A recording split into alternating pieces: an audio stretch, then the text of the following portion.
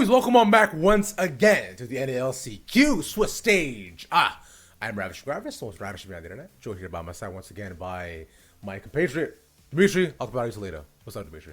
I'm doing good. It's bright and early, 10 a.m. I'm sure all the gamers back at home, at least that are on the West Coast, are enjoying a very early wake up time, especially some of our teams that are playing today. But should be exciting. It's the final day of Swiss. Next week we've got our groups, but still got to get through. We have a lot of teams that still want to qualify. The first couple of matches are going to be all 2-0s. So we're going to be seeing the first set of teams anyway, that are going to be joining the groups.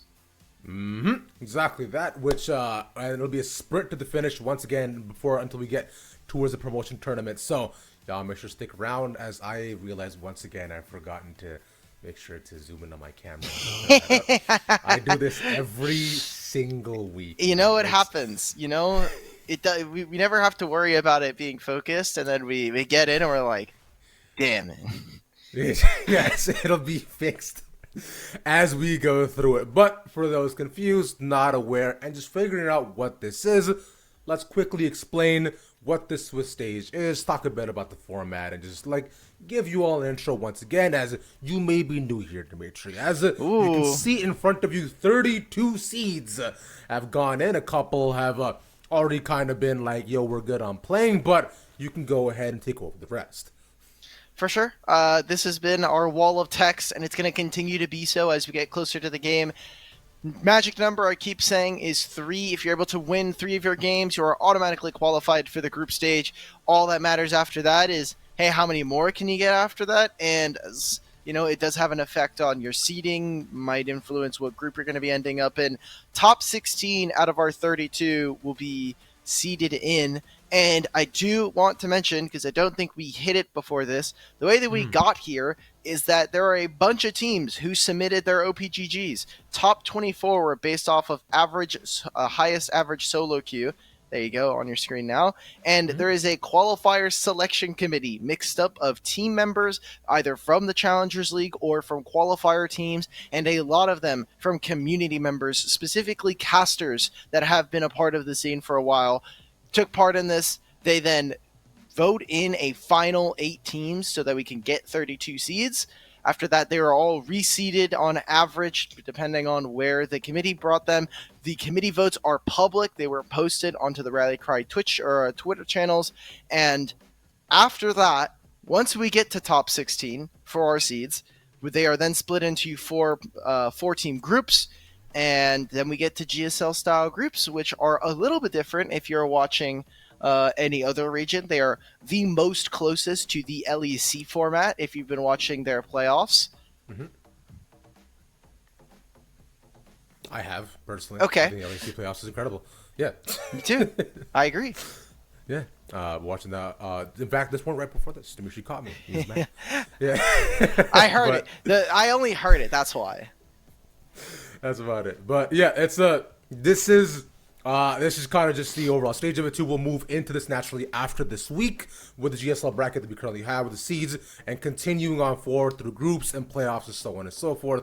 It is and essentially pretty straightforward. Once we get past this week, Swiss, I find, can be a little bit back and forth, and naturally, as Dimitri said, the more you win, the better you'll do. Qualifier points this time are, of course, worth everything.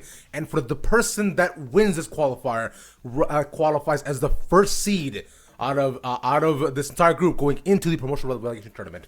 Yeah, that is extremely important. Exactly. This is a huge change that we made coming into summer. One of the bigger ones that does have a pretty big impact. I would say another one to reward teams going first in their group. You can see right there, you get an additional 10 points. That is to reward not only consistent play, so a total of 20 if we have another team from both summer OQ1 and here in the second, but also making sure that, there are not other incentives like, if we win this match, do we have to play against Maryville in the first round of quarterfinals?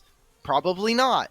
There is we're giving more awards to make sure that players and teams are incentivized to do as well as they can. And obviously, as competitors, they're going to want to do so anyway. There is prize pool. There is money involved. Unfortunately, it does not exist until top 8.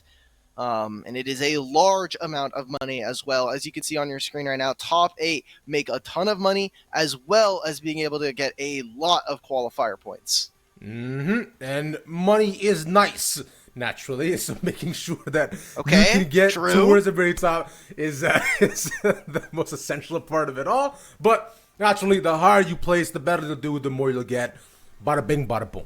Simple as that. And so, as we'll move on to two teams who want to potentially take a top spot, naturally, be Komodo and Coachify. So, let's go look at Team Coachify first, with Lawrence, LJX, Toasty, City Witty, and Rovex is the final place that we have. This is a lot of the same roster that we saw in the first qualifier. This is actually the Miracle team who, after changing a little bit, are, they're looking at some different pieces here. They have brought in Toasty Alex of Wildcard Dev and Aces fame. Did take a bit of a split break in spring and now finding a different roster. Excited to see what this player can do, as he has been an exciting rookie, and getting also to see him partake in some of those tryouts at the beginning of the year. Wondering how that looks 5 to 6 months later. Rovex is back in support, and you haven't watched this team before, and you're seeing City Witty and LJX. They have been prone to player swap. City Witty will very often play jungle if he is allowed to get something like his own Kindred or another one of those picks we do know him for. And LJX, while not the most mechanical player, there is a lot of synergy that these two have coming over from Team Liquid first. Exactly, and that is going to be the theme of the day as well, too, as to how all these members can perform naturally in their roles and can they make it through, right? Because like you're saying, wins count for a ton, and their opponents are coasting those slackers in Team Komodo, who made a very deep run in the previous qualifiers. Unfortunate happenstances, but they've also got some changes themselves. For sure. Komodo, unfortunately, were supposed to be one of our top 8 teams, and they fell to, like you're saying, some unfortunate circumstances around their team, and they've really switched it up this time. Kitsuo coming in for the jungle position, Barai, a rather new AD carrier, someone that we have seen a few other games outside of the qualifiers, but doesn't have the most extensive history compared to everybody else on this roster, and Sir Kenji coming in. I think this is a lot of like an older Winthrop style roster composition, specifically with Doxa and Kenji, and you look at the pedigree, you look at the time that these guys have been playing, and then you pull up Barai's like Leaguepedia, and hey, if you're excited about like some newer talent that we haven't really been able to see, I think this is the perfect time to see it, especially for a team like Komodo, where they have a very extensive roster between what they've been able to do in previous, as well as just looking at CELO by itself, collegiate speaking. Doxa, Kenji, even Topopotamus and Kitsuo have all gotten their own accolades. So we'll be, I think, pretty interested to see what comes of this Komodo roster, especially with abysmal performance coming out of groups last split. That's just, abysmal's a strong word, but yeah, it's Hey man, they not only got yes, they had a power outage for one of their players, and that sucks. But you look at the names that were supposed to be on that roster. You have Aaron, you have Sarcasm playing. All of these players should have been able, by themselves, to be on top 8 rosters. And while that also happened, you had Mabud stepping in. It was kind of a mess, but I think you can look at the gameplay even before the swap was happening, and there were some very clear issues with the team. And I'm looking forward to what we get now, because it is a new split. You have new players coming in. The dynamic could be changed after playing with some players for a bit. I think it's pretty interesting. I just noted Team Coachify are being coached by Tails, and I really hope that is not the same Tails as in Cloud9 Tails. I know he's had I guess he's no longer on Cloud9, but that is a pretty cool like shout out if he's able to be playing here. Right. It's that would be very, very cool. Especially we've been seeing a decent amount of both like professional and like just other coaches from around the scene hopping into amateur as well. Just to come on down. I mean, Winthrop as well as their coaches that we hail a lot for having a lot of LCS experience, and C9 Tails would be fascinating. But for now, though, let's see what both Komodo and Coachify look to bring to the table. We're finally on a new patch. Thank every God literally, man. Here. I am very, very excited And right away, this is what I was talking about, Dimitri. The potential picks and bans where we could see Kaisa is the first up. We were talking about it before the show. We are like, oh, Kaisa. Hey, man, Kaisa's really, really strong. I've got to play a little bit of this champion. And in general, she just has a really flexible build path. People have not been playing the AP variant of this champion for a very long time. It's been about a year since we saw Faker bring it out on T1, and then everybody was like, oh my god, this champion is really cool in mid lane. They all played it, and they're like, oh, damn, this champion kind of sucks. But you look at where Static Shiv was, you look at all the champions that are starting to pop up in the mid lane, and range champions like that start to look pretty juicy, and they have their own peel. I think that's the more important part. You would, if you're talking about long range mages, people would be like, oh, you could play Xerath, but Xerath is immobile as hell. Like, that guy just stands there, and if he gets hit with anything, he dies. Kaisa, that is not the same. So we're getting further into the draft, and Komodo going with what looks to be a very fast composition and something that we're looking for them to dominate in the early stages. Kaisa mid laner that can also silent pretty easily too to clear out and establish pressure. Speaking of which, things that probably want to go through different lanes: the Nautilus and of course the Varus, and finally the Lee Sin bringing out for Komodo. On the other end, we have the engage of Rakan and the not engage of Poppy. So two different looks, but one solid outcome. This Poppy pick, I think, is very good here. Especially because it is a flex, right? Like, you can play this in jungle, you can play this in top. If they hadn't chosen Rakan already, I would have said that they could have chosen it as a champion there. But Team Coachify, with what looks to be a pretty simple dive composition, I do want to see a little bit of damage, specifically from their mid lane. So I'm interested to see what we'll get from Toasty Alex. He has been mostly a control mage player. I think Syndra and Azir have been his best champions. Azir doesn't like to play dive, so we'll see what Coachify can do. Azir Poppy would be an incredibly strong kind of champion choice. Although, taking a look at that second ban phase, those are a lot of bans that I would have thought would have been in Toasty Alex's kind of champion pool there. So, but instead, this might make things a lot more interesting, as they're picking up the Rumble, likely for Topo as well. Who's Rumble? I've seen a lot more pop up too. There's something that yesterday, I remember we had a discussion about that. Many players just don't enjoy playing against too. He's very annoying. Fighting around chokes makes things very difficult.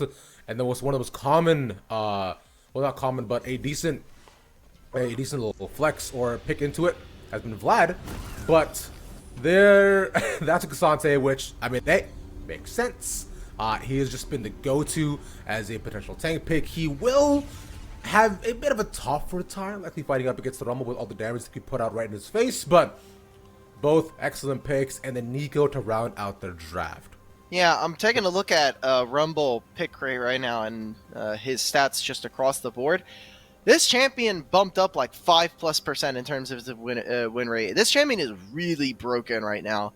He has all of the top lane matchups, I think, don't actually really deal with him very well. I think we got to see TL yesterday tried to pick up the Vladimir to some mixed success. And even old school counters like Tryndamere don't feel like they work all the same. This champion is very difficult to deal with for all the melees. And so seeing Cassante here, Komodo, they're just looking to win the laning phase. Varus should have a range advantage. Top lane should have an advantage for the Rumble. Ahri versus Nico. Until Nico's able to get a little bit more items, being able to match Ahri at level 5 is going to be very difficult. Come with that level 6, and suddenly we're going to be seeing Komodo take over the early game. Team Coachify need to be able to survive. Yes, they do, my friend. But with that, though, we should also give a big thank you to, of course, the Turo for helping make this entire broadcast happen. As you know, Turo is extremely based, and they've helped us out a ton for just the incredible amount they do for us too. I got to hear Destrux's voice 10,000 different times yesterday reading that ad. But the LCS Challenge League is brought to you by Turo, the world's largest car sharing marketplace, where you can book any car for any occasion that you want. Forget about booking rental cars at Turo.com. Real, dude. It is surprising how many people in Twitch chat get, like, I don't want to say irrationally upset, but they hear us like talk about Turo and they're like, yeah, I'm gonna buy a car from a shady website. Like, Firstly, like, you're renting a car. yeah, not only are you renting, first of all, second of all, like, I think it would be pretty weird if Riot, as an organization, was just like, we're gonna pick up the shadiest sponsor in the universe, guys. Like, I don't want to have to shill if I don't have to, but like, there are way more suspect sponsorships that we could have picked up. Hero is definitely not one of them. As someone who once again has used Turo before. Yeah, literally. On multiple occasions. It's fine. Like, it works well. It gives me options. Like, I just need a Mazda for the weekend, bro. And I got that. So, yeah, man. Thank you for letting me borrow your Lamborghini. It really helped Yeah, out. I got you, bro. That's why I needed to rent my little Honda Civic to make sure that you went ahead and got your bag, King. Yeah, it was because obviously, like, you know, we had some medical issues, so having your Lamborghini to get to and from work so we wouldn't be homeless was a really big save. I'm really appreciative of what you gave to me. I'm done with this bit. Okay. Let's talk about the game. What's going on?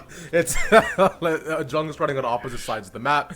Poppy naturally is going to be a bit slower on the clear than the Lee Sin, who we see trying to make a level 3 gang towards the Kasante. The pings were there, but the ward is early as well. Yeah, Kitsuo just clearing out his entire top side here. There might be some action towards mid lane as, again, Doxa taking this electrocute will mean that he should be able to very easily move in. Now, actually just full-on vertical jungling at this point.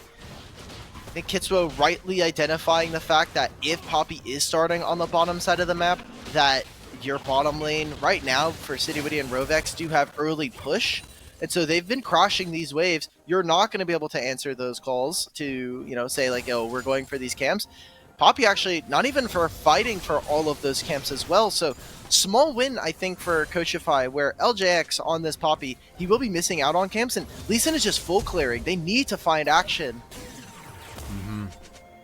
Which, paying a visit here as well, too. Getting the flash out of Doxa shouldn't be too much of an issue for an Artie, but we'll try to stay a bit safer. We'll see if he does come back to revisit him in lane. As right now, to pick the crab, another flash. What happened? We were there? typing. We hit the D key and nothing came out.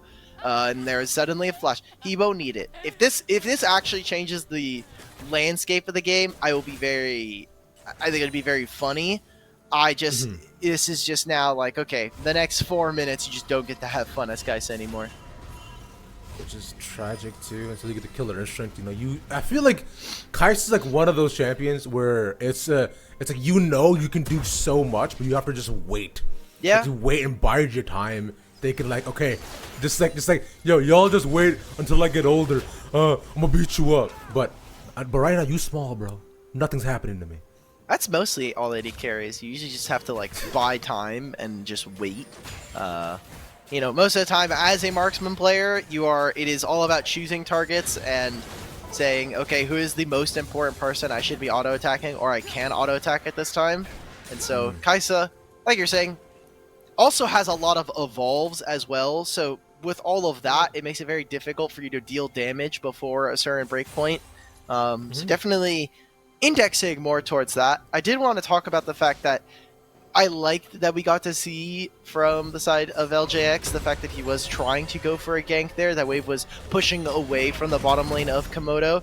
And once Doxa hits level 6, despite some early mishaps, he has a CS advantage versus Toasty, and we should be seeing him to move into other sides of the map right now, whether that be into top side, both of them just expending their teleports as well, or this bottom lane where you have a lot of setup thanks to having the Varus slow as well as all of Nautilus's kit. Yeah. Nautilus still has not tried to make his roam, made his roam just now while, you know, Varus went ahead for the back two, found nothing around mid, but Kitsuo and him are still kind of teetering near the NACL to see if they can do anything here. They're coming back up, but I think Alex is wise to this. Meanwhile, Topo is dead. Huh? I mean, he just didn't have level 6. I don't know what was happening there. I think Topopotamus was in a bit of a weird spot as the wave was pushing away from him. But that is not really how that's supposed to go, in my opinion. We'll see if maybe they can change up that matchup. good job from the side of Coachify for them to be able to find that from their top laner. Gives him a free back timer as well. They're really pressuring mid right now because I have a feeling they want to contest for bottom side and they really want to try and see what they can do around Dragon, but maybe even trying to bail Toasty out and keep specifically Doxa in lane since they know he has no flash, and even with the ultimate, it'll take a while before he's able to get out of lane. Exactly, right? So Doxa, though, was doing a pretty good job, too, of just trying to maintain against all the pressure that he's had against him since the beginning of the game. But speaking of pressure, it's on City Witty. The Ignite's put down. A couple of autos should be able to do it. The flash in his face. One more auto. There it is. Cry takes one more, and the hook back. The double kill. Yeah, man, with the Komodo bot lane. I wonder what would have happened if City Witty had flash right there. That's literally them getting a kill, and now look at this wave. This is 2.5 waves here. Cannon as well. City Witty will get back here in time to catch some of this. That is a huge win for Komodo, who we did want to see win some of this early game. But so far, it seems bottom lane is the biggest winner out of them all. They'll even get a solo plate here for their AD carry. Big stuff coming out. Okay, I don't know if they're going to be able to find Topo. Okay, so he flashes. That is something that they can revisit, especially if they're going to continue to split this map with Lee Sin. That's just so unfortunate because, you know, it's one of those things that shouldn't have happened. But hey, at least we see now, like, there's pretty much almost no sums in bot lane as well. So another opportunity for Kitsuo if he wants to pay a visit to the Varus, try to even things up, if anything, because let him get away with a little bit too more. That you know, things might just get a little bit worrisome. Nonetheless, for now though, City Witty probably gonna take farm as much as he can. Hopefully he doesn't get run down once more. But one person who's in danger of that is his mid lane. I've seen more mid lane pressure so far. Oh my god, that was so sick! He just takes him down in an instant. Oh my, that was nasty. Is that allowed? No, that combo was clean, brother man. Okay. And it's not stopping, too. There's the equalizer. Pop Blossom as well at the 2. They get down the route. ZKG. Let's try to get the fight, but none more of that. Kitchen doesn't get knocked up either. One more hook in, and now we're looking at the rest of them, too. 3 of them are on the side. They got their kill. They're trying to get out. Rest of Komodo want to push on forward. Doxa does he get the charm out? Oh, he's close enough though. Has no mana. He's got to run. Hook misses. Just barely though. City Witty has to blow the flash again, but to get the Herald. Yeah, but all of this time, we've been seeing Varus just slowly start to farm away now, and don't know if this recall is going to go through. No, Doxa, no, man. They use the flash. It's 2 of them going down, and do they give over turret plates so early on? Again, right now, Varus getting another plate. Actually got 2 plates to himself. So, on the side of Komodo, we'll be seeing what this Varus can actually do. We'll have a lot of gold available to him. Oh, they're just going for the dive. They don't have ultimates. I think this is pretty risky. You don't have any summoner spells as well? Oh, no. City Witty was right in tower range, so he gets hooked back. That's the Ignite once more. But Kitsuo might be in danger. That would have been a Q, and his life would have been in trouble. But TP out from Doxa to save the day. Okay. Barai, a very big winner out on that play, and they're still up in gold right now. A lot of this does come from the fact that Kitsuo did focus a lot more towards farming, and while did lose out on the objective, does have a small camp lead.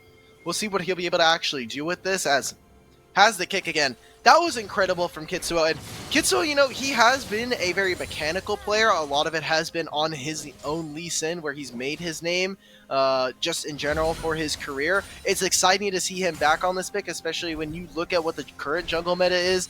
Sejuani, a lot of Maokai, and to pick up this champion, I think is a confidence pick. It is definitely playing more towards that comfort. And then here in tier 3, it's always what we want to see, comfort over meta. Never mind Kitsuo, washed. We saw the Q. That was on stream. That's crazy. You didn't hesitate for a second to call him. Nope. You know, it's just how it is. This is a weird lane allocation, however. Ahri versus Cassante is not the matchup you want to be on. And maybe they just try to summon down the Rift Herald here, say, hey, we're going to trade. We're not going to be able to contest for this dragon. Let's get Cassante some gold. Protecting him is perfectly the right choice. No one's going to be able to match him. Topo's probably going to TP for this play, and they'll just swap Doxa over. I think it's a very risky play, and is actually A reasonable trade in favor of Komodo. At least for now, like you're saying, dragon in their hands. A pretty late dragon, mind you, as well. Right around 11 minutes as well, too. Yep. So we're in for a long haul if we do end up seeing all of Seoul. That'll be a factor we can recount if that does end up happening. For now, I will say we're back to normal lane assignments too. Everyone's just doing okay, but the top of it too for 13 coach 5 getting the push in top row. Maintaining his presence as we see a small bit of slowdown. They hit my mic stand. Just Nice. a couple of seconds before. Yeah, he's kind of roasting him though. I mean, it's about to happen, bro. To Rumble, you I was gonna say, can't yeah. just walk into like tower raids like that. Fun fact. So, Okay. I've Give it to played the Rumble matchup decent bit against not as Cassante, but my normal picks usually go to are always Singed because you just go ahead proxy and Rumble just has to stay in the tower. It takes all that damage and constantly overheats. It is actually a very free lane. I would say I don't know if that is a Rumble specific composite or kind of matchup. That sounds like a lot of what Mr. Singe does as a champion. Proxy enemy top laner, and if you die, it doesn't matter because your champion is going to be incredibly resilient afterwards. Although I do respect the hustle. A champion that I didn't think I would pick up in during this, like, not during the season, but kind of like an off roll. I'm playing a lot of Malphite. That champion is remarkably easier than I thought. Oh. And for some reason, Barai and ZKG, they find this kill. Rovex even has to invest the ultimate here. Komodo He's also are pushing just forward. Oh! Gets the kickback again. They missed the hook, but he's safe under tower Oh, for now. gets Gets the thrown. knock. That was so nice. He gets it again. It's not enough though. He does tower, nice stopwatch, but ZKG Brusky, you're not going nowhere. Incredible double roots. And now it's Alex for the save. He gets one back, will not survive to tell the tale though. As Doxa is here, a shutdown, but at what cost? It's a 3 for 3 in total. A lot of ultimates used. We actually saw this yesterday on the stream. They were having a lot of fun. They were talking about this was happening in LPL where it was just like it felt like a tag battler, you know, like a co-op battler, Tekken where tag it's too. just exactly. Someone tagged in. You had the starting fight between the two bottom lanes, and then the junglers were like tagged in. They were starting to use some of their ultimates, and then the mid laners started to come down. They used their teleport to get involved with that fight. A very extended play that, all in all, will end in a lot of gold going over to Komodo. But for now, City Witty and crew will have first backs because they died so early on in that fight. They will be able to access the map, go back out, and redeploy and look for whatever plays they really want to. Next objective is this Rift Herald, but top bottom, so you gotta live. This is the knockup too. Oh, tries to get it. He's it's a 1-for-1. slowed. It's not enough because remember, Cassante has 40 shields, so he's fine. Oh, it's ult for 10 mana as well. 7-second cooldown. Champion's just OP, man. I don't know what to tell you. Thing. Oh, Kitsuo, respect. Okay, kicks respect. it back, but he's in the middle of 3 once more. He's trying to walk out of this too. They put the Everfrost and to keep him safe. Coachify now, they just need to survive. They have such a resilient team composition with how many tanks they have. The Engage especially. Rovex is on this recon, so it allows him to be incredibly flexible with where he is able to find his angles and when he can escape. Komodo kind of recognizing that that's not going to continue to be the case. As now Rovex and the crew, I'm going to assume that that was just a Nico route into finding the kill onto Doxa. Doxa is going to have a very hard time killing these tanks as the game goes on. And obviously, as more and more items, as they get more levels, Coachify are just going to get naturally very resilient. So Doxa needs to either increase the tempo of the game by finding more picks, by getting ahead of the curve, or his team needs to be able to set him up for success. Specifically, Barai now has to have a very big responsibility to make sure that he's putting in damage and that they are finding those executes for Coachify. Exactly, because he's going for the Rage Blade build here as well, right? So you know he's gonna want to put out just an insane amount, just auto, until people naturally just melt. But keeping him safe will be the job of the rest of the team as well. He has accumulated a decent lead, and he's trying to stay alive, as is Topo. Yeah, this is a tough situation, man. Rovex is here. He's caught in the middle. Charm put down, the knockup as well, invested from Poppy. And Doxa cannot save him. Dox is just standing here now. Does have ultimate, and look at how everybody else. They're gonna try and slow chase this away. Okay, they're gonna try and outplay this. I just don't think this is the correct play. Coach your bye, cut your losses, man. Yeah, this is kind of about it. Poppy's gone. Rovek should be next if Kitsu can't land the Q, but I love Rakan so he did much, jump man. away. Oh! Why are we continuing this fight? Okay. No, everybody's here. No. Okay, because like you're saying, it's a tag battler, man. It's MVC3. Wolverine subs out, and then we get the Hulk in. There's the big smash, and 2 fall a shutdown, and the bot lane right now, Lawrence is killing it. What are Coachify doing, guys? Like, what was the point of that play other than I want to, like, completely ooga booga, like, just run it down fast style, you know, up against this squad? There's no reason to go for those plays other than a sunk cost of we need to keep fighting. Maybe we could try to get back into this game. Coachify, you very easily can scale into this game. You have so many good tanks. Poppy is going to get more and more resilient here. And Komodo, they'll take the chaos. They'll take the fact that you want to be able to fight them. All of their champions revel when you want to get down in the mud with them. So, a bit of a mistake, and I think for Coachify, it is just about stooping down to the opponent's level, stooping down to what they want to do and not playing towards your win condition. It's crazy that that's what they have to do currently at this game plan. Just they're deciding that now, guys, forget doing the macro. We're just gonna have macro is boring. You know what? You're right, bro. My bad. Actually, this is no longer a tower knockdown simulator. We're just gonna go into an FGC and just see who comes out on top. Essentially. Of course. Hey, you know what? I don't mind it at all. I'm a big FGC guy, but the strongest character on the field who has the best frame data seems to be Barai right now, to be true. Komodo have been looking incredible so far, and with the early leads, this bot lane is something that we set up to succeed, and so far they're doing well. So far, right? Barai and ZKG are playing incredibly well, but we need to see how that'll actually transition into the rest of the game, as I think right now Rumble is not in the strongest spot as we expected coming out of the draft. And looking at Doxa even, Doxa kind of on that precipice, does have a small lead for himself over over Toasty, but I think we'll need to accentuate that a little bit more if we want to see those RE 1v9 plays that we've grown accustomed to with this champion becoming meta over the last year. We got Dragon spawning in 3 minutes. There's a Baron. I don't think either of these teams can start up Baron very easily. A lot of it is predicated on your AD carries being there. And so again, if you are watching the qualifiers, one, thank you. If you're on the LCS Challengers League and you're watching the stream embedded, thank you. Thanks. There are a bunch of other games. Please make sure that you're going out and supporting the community streams, not only here on Rallycry 2, but also on Rallycry Official, where we do have Winthrop versus Aporia. A lot of great games going on today and will be going on as we get through all of Swiss. If you want to check out where all of the community streams are, over on twitter.com/shockbattery, you can go ahead and check out. I've set up all of the streams. So if you want, you can go ahead and click on my, on an Excel sheet that I made. It'll have all of the matches, all of the streamed games that you're going to be able to watch. It'll be on different team streams. And the important part for me about the team streams is that there is a lot of up-and-coming production people, not only just broadcast talent, but people who want to observe, people who want to be producers, technical directors. They're all doing that, and for the teams that are supporting them, that are allowing them to do that, thank you.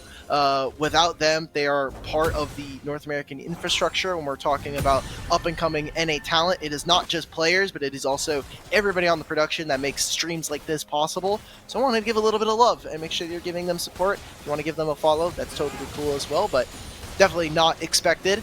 As we get back into this game, Ravish, 2 minutes before the Dragon, and you can see Komodo. They push out mid. They're going to walk topside, and most of this will just be a threat, saying we're going to take away all your vision, and if you commit to one side of the map, if you overextend, we're either going to punish you with a kill or try to find this Baron.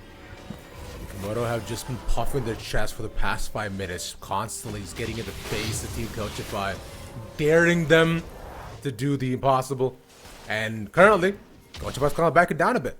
They have succeeded a decent amount of map control.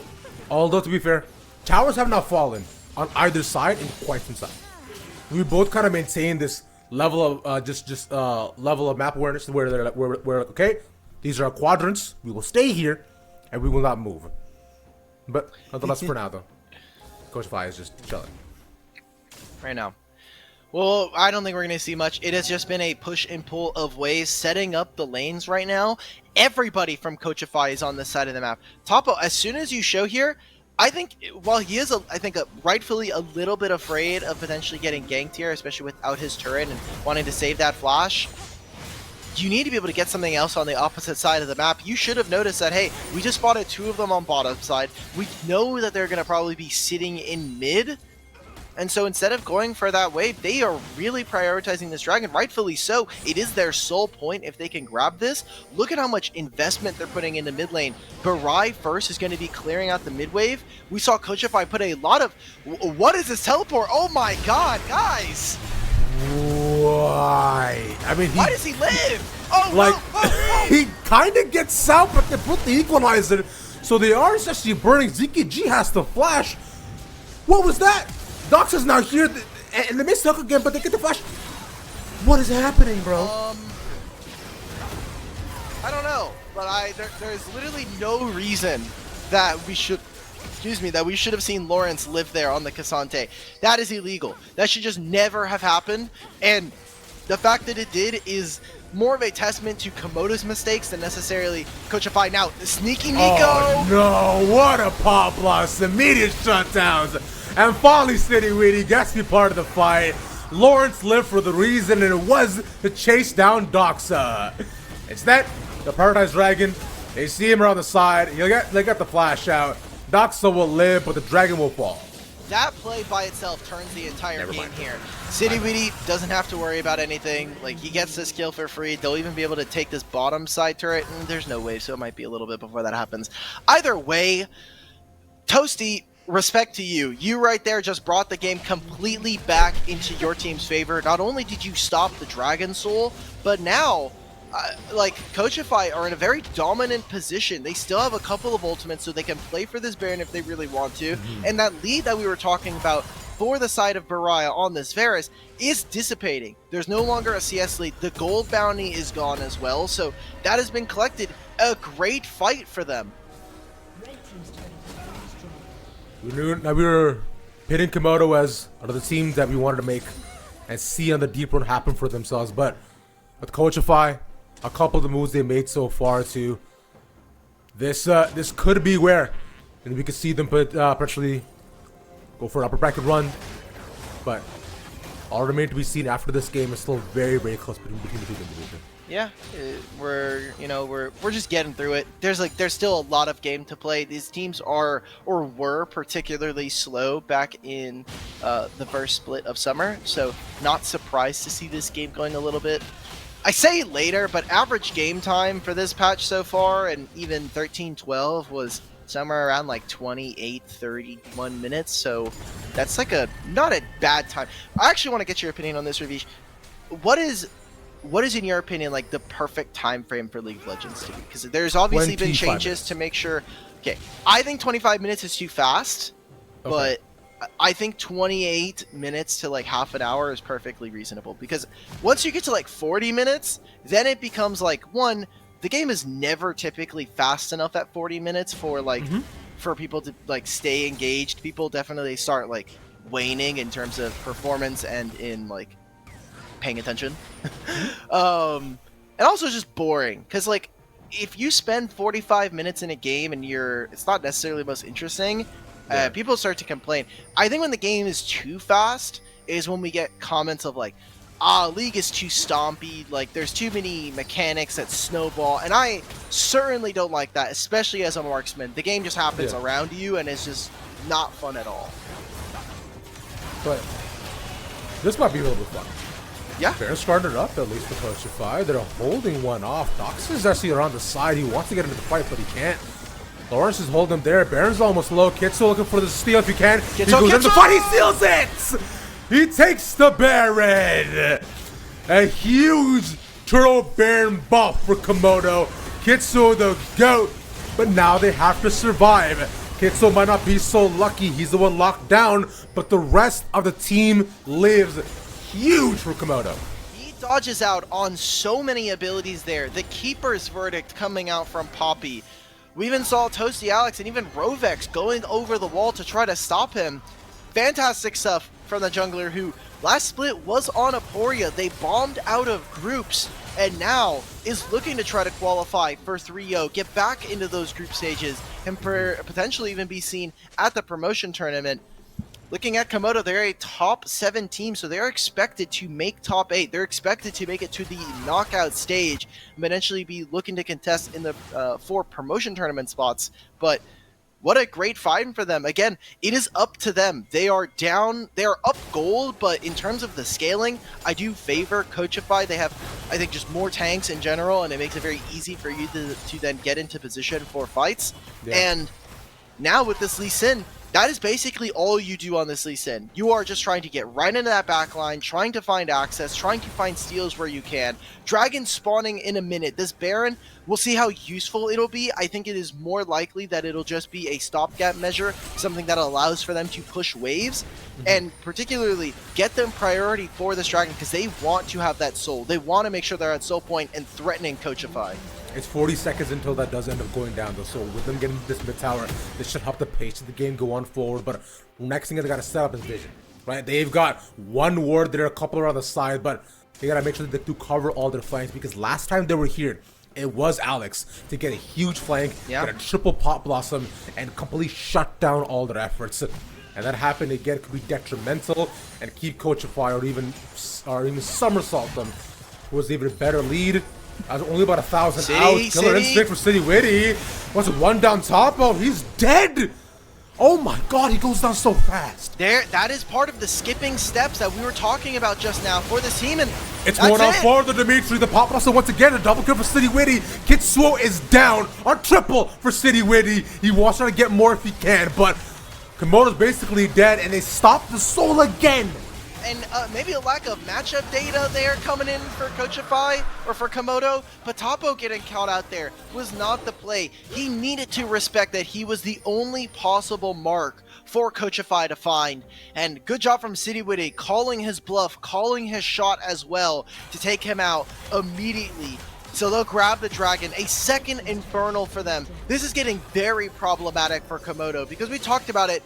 That first Dragon was at 11.5 minutes. It is a very late Dragon compared to what we've been seeing from just in general from the level of play. And so this does mean that you are delayed by an additional 3 minutes. Then you talk about the fact that Coachify have taken the last 2 Dragons. That's an additional 10 minutes here for Komodo. So all in all, in terms of timers, in terms of where you're at in the game, you're behind 13 minutes, which means you need to stall an additional amount of time similar to that and buy yourselves back into this game.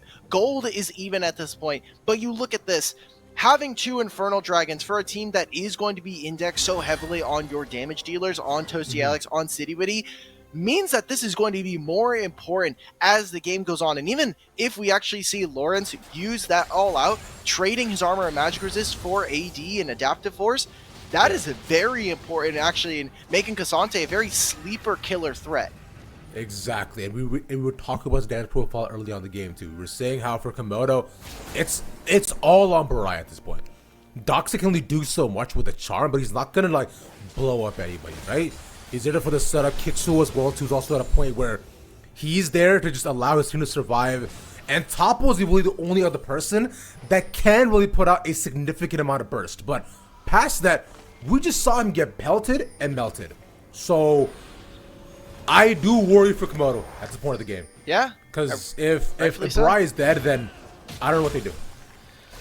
That we're all eyes on this AD carry. Both of these marksmen, 4 items at this point. City Witty a role swap right now, was playing jungle on Team Liquid first last split in spring. He was an incredible jungler in tier 3 for the last couple of years. ZKG getting caught out. The Baron spawning in a minute. Komodo just looked lost, man. Like, no one's walking together to get vision. No one is trying to protect each of their teammates. And this just means that Coachify will be able to walk into the top quadrant, put down vision, and set up for this objective. And it has to be on Kitsu once again to get Another miracle Baron steal. It's just so stuff. All those EKGs come back up in 20 seconds, right? We were talking about before about just the quadrants of control that both these teams have considered to have. And it was Komodo consistently challenging Qualifiers, like, step up, let's go. What's good? Like, run up.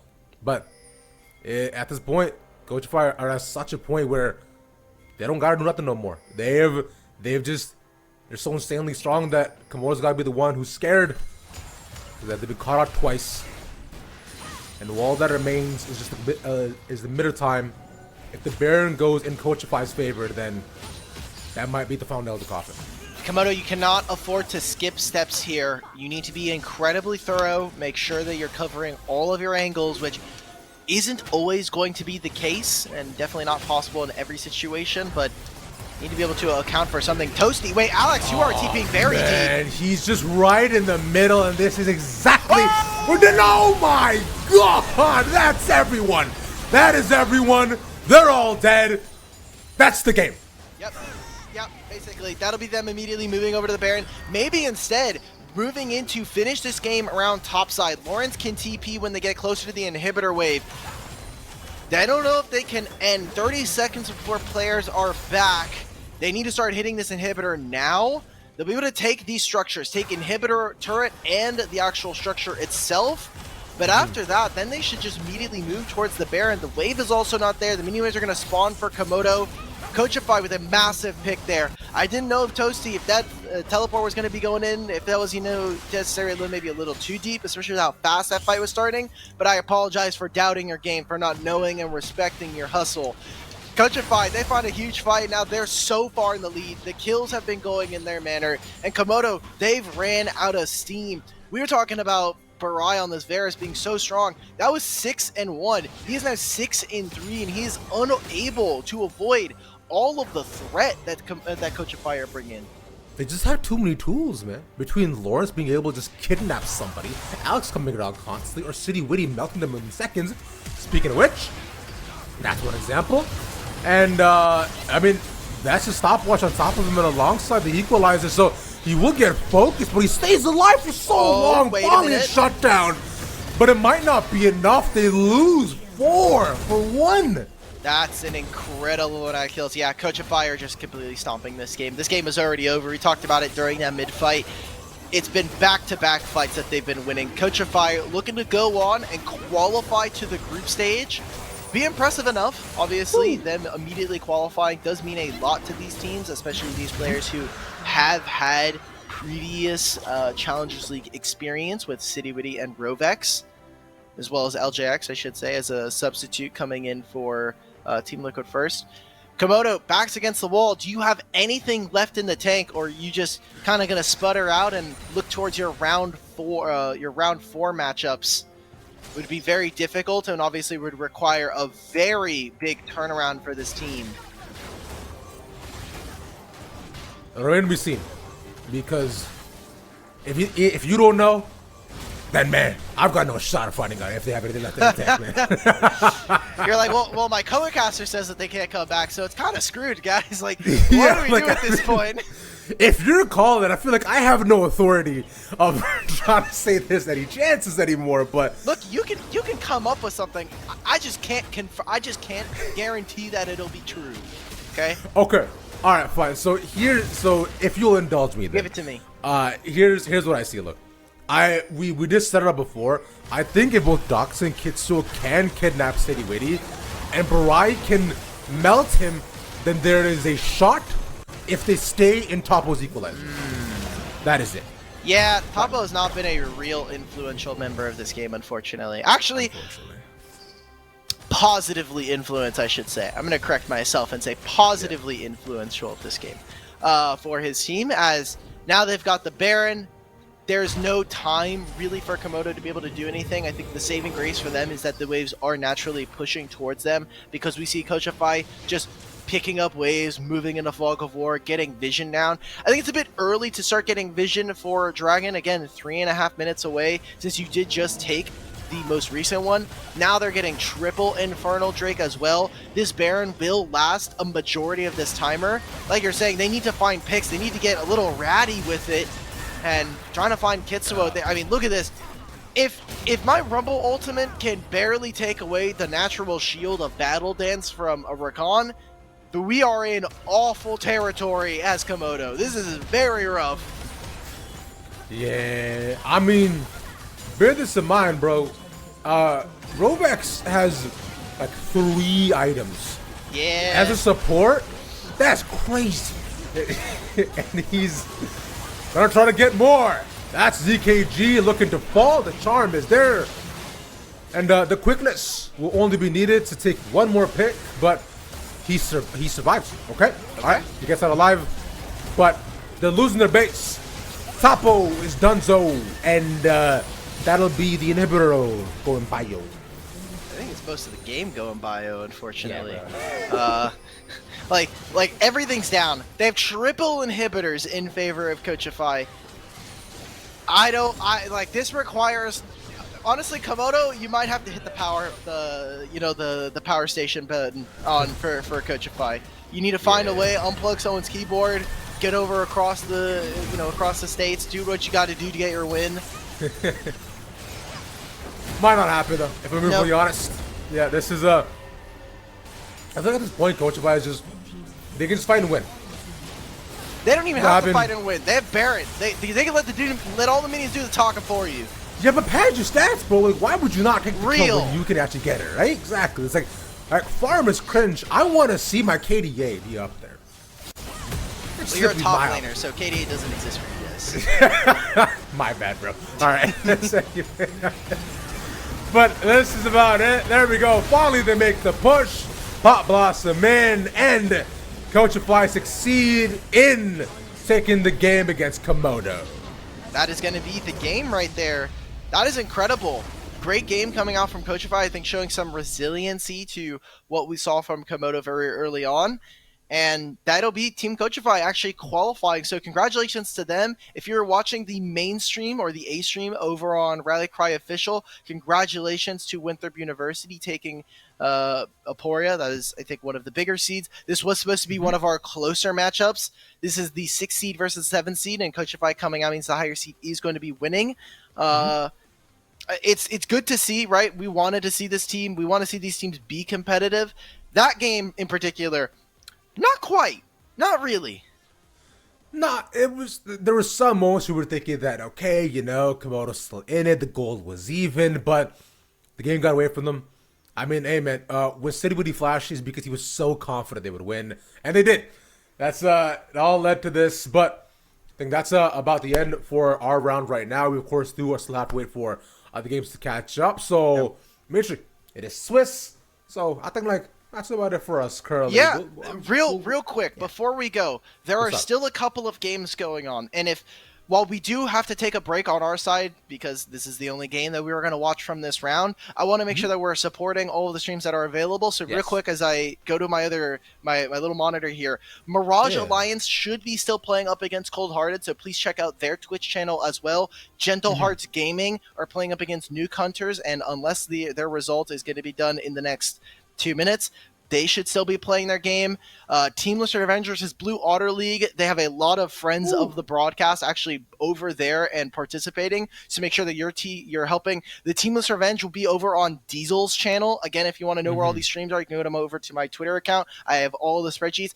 And twitch.tv/FinalFormMENT. That'll have the O2 games going on up against Contingent, where a single loss there for either of those teams means that they're out and they can no longer qualify for the group stage. Make sure that you're supporting the qualifier streams. This is the only time that community streams, and for the up-and-coming production people that we were talking about, to have a chance to do qualifier games, just in general. So very big change coming into summer. I'm excited to see what those guys have, and especially for all of the upcoming broadcast talent.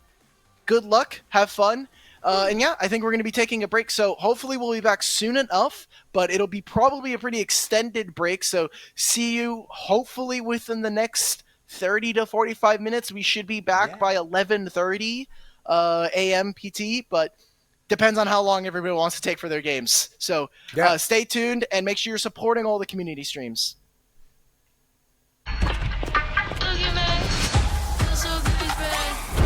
If you wanna jam and you wanna look back so good it's bad. Now you be shooting hoops.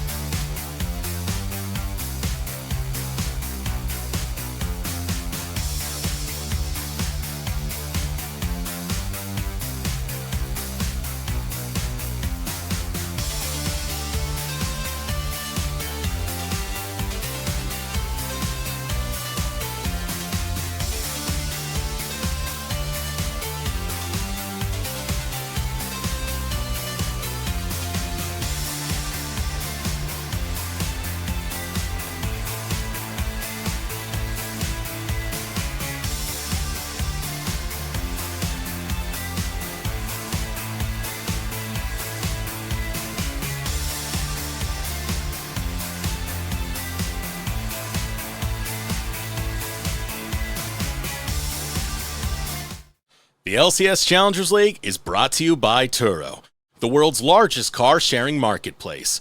Find your drive.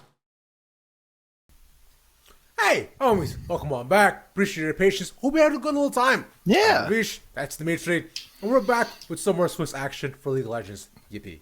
Yeah, we actually got here back a lot earlier than I thought. You know, we were waiting on some couple games.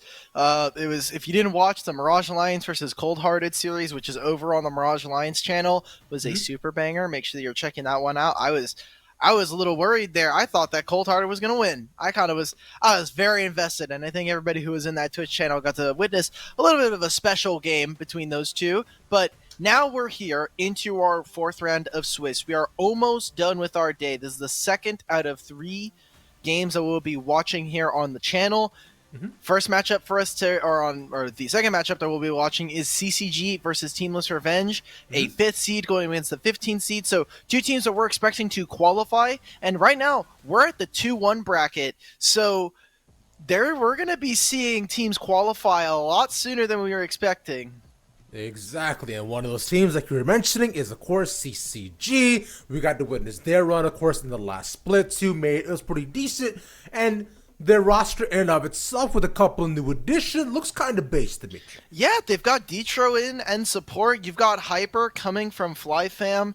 I think this should be a more exciting roster. The one criticism I had for this team is that they were exceptionally slow, but now you've got Hyper who should be able to increase or, induce some early action.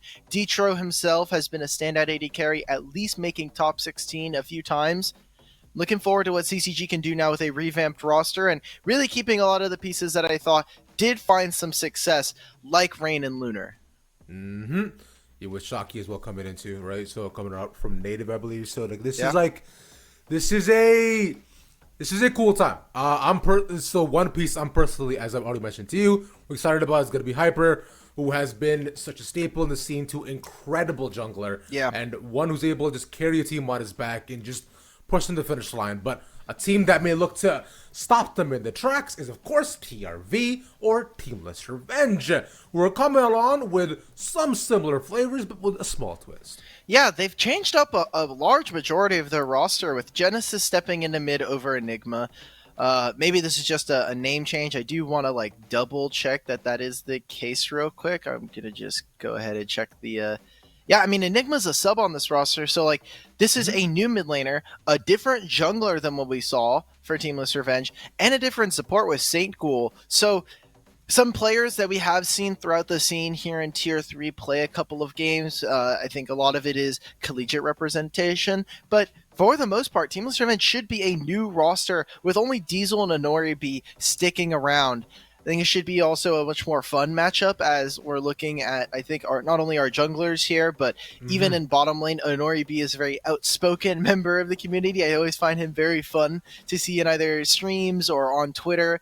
And going up against Lunar and Detro should be one of our key matchups going into this game. Exactly. With a name like Inori, you would expect him to be a fun guy, right? It's because if he was just a the full name, then, if you had the full name, then you already know. I can't say the full name, but I know. It's always a struggle, as also casting with Summer, just to see how many times she ends up just saying the full name every time she's casting Inori. She's the goat for that. She is. Also, big shout out to Summer for making it into, of course, GC. Very, very happy, as are, of course, everybody else who made it on to the roster for manager and coaching positions. But speaking of managers and coaches, we got Taki, of course, and Teamless Revenge, who are doing it themselves. Yeah. For sure. Taking a look as we get into game, some picks that we should be taking a look at is specifically Hyper's champion pool. I think Lee Sin, similar to what we got from Kitsuo in that last game, should still be a focus. It is a very aggressive champion, and if we look back towards Hyper from FlyFam, the things that he was able to do for that roster, literally almost in my opinion, revitalizing that team, bringing them back into something of a team that was able to start contesting towards the end of the split. It did take a little bit of time. Obviously, he was a newer addition. It had already been a few weeks for FlyFam, so their schedule not very kind to them. We saw them in the promotion tournament, and he was our big focus for this team. Him being able to do some early impact, not only on stuff like the Lee Sin, but maybe even picking up stuff like Xin Zhao as well. So I'm now looking forward to if we're going to be getting more of those bans, but so far it has been a lot more focused, at least from the side of CCG, playing towards that bot side, and for Teamless Revenge, taking away what are very strong solo laners to be expected on patch 13.13. Exactly, right? Just right away, that Draven, I think, is definitely one that we're looking at too, and like just Teamless Revenge, who does excellently with that. And overall, I'm thinking it's very targeted across the board too, at least from the side of CCG. From Teamless Revenge, though, general bans like the LeBlanc and the Cassandra make sense, taking on different power picks. The Sass being gone, I think, is interesting. So just denying that away from Genesis too. So clearly there's something that we may not. And the Tristana, as you and I spoke about too, just very, very strong and a pretty powerful flex. For sure. And with how powerful it is, I was wondering if maybe we'd see the Kai'Sa coming on through, as Kai'Sa, Rel, Tristana all seem like the first picks of the patch right now. They are incredibly strong.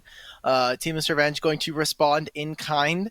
Rel as a flex, if you haven't been keeping up to date, is a massive jungler, as well as a pretty good support as well. Not too many counter picks there. For the side of Teamless Revenge, I think this one too is very, very strong. I mean, you have so much control with the Maokai. You have the flexibility of something like the Kai'Sa, and not only flexibility in terms of what role she can go into, her build path is very, very good right now, as you can go for that on-hit build. You can still go AP and pick up Rageblade, Ludens, if you really want to try and get as much magic pen as possible, but for everybody at home, the secret tech, Ludens is only really good if you can never auto-attack. If you can auto-attack, please go Rageblade. The legendary passive on this thing, the mythic passive for Rageblade, giving you 6% magic penetration, not okay. Not okay. Ludens gives you flat pen. Go Rageblade if you're going to be at least able to auto-attack at least 3 times. And so far against CCG, this should be a perfect roster for him to do so. Exactly, because we're seeing the Renekton coming as a strong little top power pick to maintain control alongside the Artie as well, was continuing to be a staple in the mid lane too, just as a small option against the Kai'Sa. You maintain the poke and utility mage powers that she does carry. On the other end though, we have the Rakan coming out as well, so obviously not a flex, but a strong support pick nonetheless. What we're seeing, because they evolve with the meta, is just more and more engaged options to come in for these teams, so they can all just clump together. Xayah denied, as is the Pantheon. Okay, taking away a lot of the weird matchups in the top side, especially for Shocky, someone who has had some really cool kind of different champions that we've been able to see. He's been more playing towards those bruisers, and so wanting to get rid of the bad matchups for Renekton, I think Pantheon is a really cool flex. I thought maybe if we had Barrack on this team that we'd be seeing more of that Pantheon, but it seems like we're getting some more enthusiasts picking up this champion in the top lane. I'm a big fan of anything that makes top lane more exciting and worth watching, because currently things are rough. Like yesterday when I got to watch the Vlad Rumble game, that was based. I love Vlad, so it made me pretty happy. So does this though. This Vanguard pick is very fun. I imagine this is, for my sake, I want to go ADC. It's not going to. It makes the most sense to go into the Ahri matchup, as you can just quickly stop momentum on a dime, and it gives you a better scaling pick. Speaking of which, the Jinx in the hyper carry position, and now all that remains is the actual, potential support pick, or maybe the last pick jungle, which I'd be surprised by, but let's see what CCG decide. Yeah, interesting. So here for CCG, by picking up this Jinx, you are very dependent. It means that between you and Ahri, you are looking to try to find those kills, and even now with a Viego as well. The all-in from CCG is going to be incredible. You have your entire top side that really wants to dive forward and get all that damage down and burst one member, whereas Seamless Revenge, the slower they can take this fight, where you're going to have Rakan as counter engage. You're going to have Maokai to be able to stop that. Veigar does a very similar thing with his cage. I think it's a very strong composition coming out from Seamless Revenge. How you're going to be able to top it off, I will say I think they will need another tank. I think if you are going to go for a bruiser like Olaf, it's a bit risky because you are now saying that this guy is going to have to fight all the way to the death. And while Olaf does like to be low HP, CCG are definitely going to be happy with you doing that as well. Yeah, the Diesel Shocky matchup is going to be really tumultuous up there because realistically, whoever gets first kill kind of runs that lane afterwards. Renekton can still do fine up against the Olaf too naturally, but it'll remain to be seen. I hope they're fighting for level 1. What I am personally surprised by, I would say, is the Viego pick, right? Viego is a champ that I personally have seen in quite some time, but I find, what could be wrong here, Dimitri? Wouldn't the Maokai wouldn't be able to just, like, you know, poke at Viego early on and just, really just make fun of him, bully him by the I mean, Viego does a hell of a lot of damage very early on into the game, surprisingly enough. So Maokai, he has a little bit of lockdown. Once he's done with his combo, his very long cooldowns as well, and playing around brush, not the best. So for CCG, the jungle skirmishing is going to be in favor of CCG in my opinion, but if they're able to get the move right, like Veigar very early on can't push a wave, and so Ahri will have that push and shove, and so we'll see what Rain and Luna are able to do, because Ahri should be able to move out whenever she needs to. Renekton can very easily do the same in topside. We'll see if CCG can actually use these lane priorities to invade. I think the problem for Teamless Revenge is, while they do want this game to go slow, there are only so many tools that you'll be able to have when you have so many losing lanes in terms of, hey, like, do I have to go to this Scuttle, or can I catch this wave? It's like, well, if I lose Scuttle, then we don't have vision for Dragon. There's a potential for them to be able to take this early on. There's a lot there. Yeah, makes sense here. But it's speaking of a lot and things that, you know, personally that I really enjoy a lot as well too, is I'm gonna go ahead and talk about one of my favorite things. Turo. Okay. Ooh. By the way, the NACL Qualifiers are brought to you by Turo, the world's largest car sharing marketplace. Wow, where you can book any car you want for just about any occasion. Oh my! Forget about rental cars at Turo.com. Very based. Thank you. I still can't match like Destrux's cadence. When he does That's that, fine. right? You don't try to be Destrux, right? Like, Why not? we didn't hire you because you're Destrux. We hired you because you're Ravish. Okay. That's By might be the we, I'm nicest thing using you've ever said Royal to me. We. Using Royal We. So, True.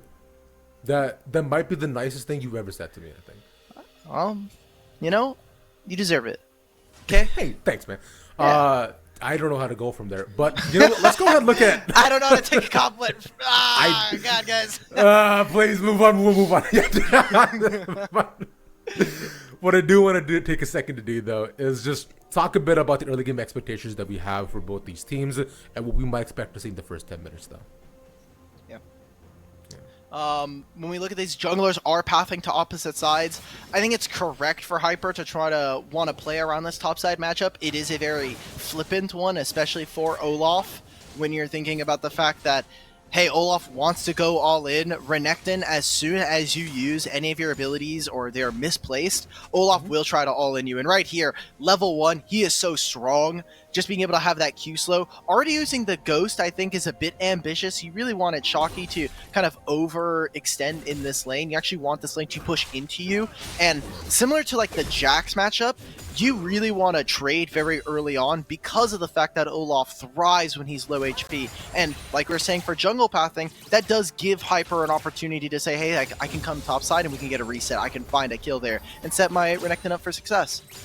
Might be a bit before Hyper does end up getting there with the Viego, naturally. He's taking his time, he's doing his full clears. He'll work his way up there eventually too. And with the wave is, he should look to just bounce that with due time to see the wave coming in. But so is Krakodon as well. He's around the area. Is he gonna look for this? Yeah, he should. I mean, this is a very easy gank, and he'll actually be on a better timer than Viego. Yep, pushes him back too, and slice and dice out. Gets the slow, but they can't get him. So Flash still available, and now Hyper makes his way very fast up there. But this is rough. You gotta run, brother. If this Q lands, it is so big for them. You even see actually Ari is moving on over, so they're getting worried here. There's the turn as well, but First Blood comes in, he separates him in two, and Crackodon falls. Why is Crackodon going back in, brother man? You guys were out. You just didn't have to go for that play there. A bit of a mistake, and when you are playing this Olaf, it is all about, can I pick up my axe? Is the axe actually going to be able to land? And while it did land, Diesel rightfully, respects the fact that, okay, if I walk forward here, we know that their mid laner's coming as well. Do we actually win this? I don't think so. And so now Maokai with no flash will not have that up for the next couple minutes. It's a good win for CCG, who we wanted to see win the early game and really try to put Teamless Revenge on the back foot. Yeah, naturally so, because you have tools, like the Kai'Sa who can just scale immensely so that we saw last game, and the scaling god that is Veigar. Naturally, the longer this game goes, if you get that same 40-minute banger, then I do worry for CCG's chances. But currently, Teamless Revenge, after that first kill, they'll reset once more. It's a small little speck on the shirt. They can just use Tide to go to get it off that sponsor, of course. Yeah, I mean, you're just giving out the sponsor slot, bro. If we get a Tide sponsorship next split, then then we can say it's because of you. But I don't know if we're giving those for free out here, My bad. I'm just trying to do other ad reads, man. That's it. see if we don't get paid for them, we could get dinged. Not us. I'm using Royal we, but like if they see that we're doing that ad and they're like, we don't actually sponsor you, the FTC could come in. We could be in trouble here. It's okay. It doesn't matter. Oh, all right. Never mind. You're right. Okay, keep going then. Do your thing. Yeah. We still got some gameplay going on, but we're seeing the effects of these matchups here, where in the mid lane, Genesis could just not do anything. The fact that he's out of mana so early on is a little worrisome to me, and also going for Electrocute. I don't think you need Electrocute in this game. I'm just gonna be real. I played even a Veigar game yesterday. The spellbook is just broken. The fact that you can get Diesel. Diesel runs it down. One more Q. Yeah, he takes it, but that will be a punish from Hyper though. He wins this. Oh, one more Q. Oh, the slow is crazy, but he needs to step back. Hyper, you're so much better.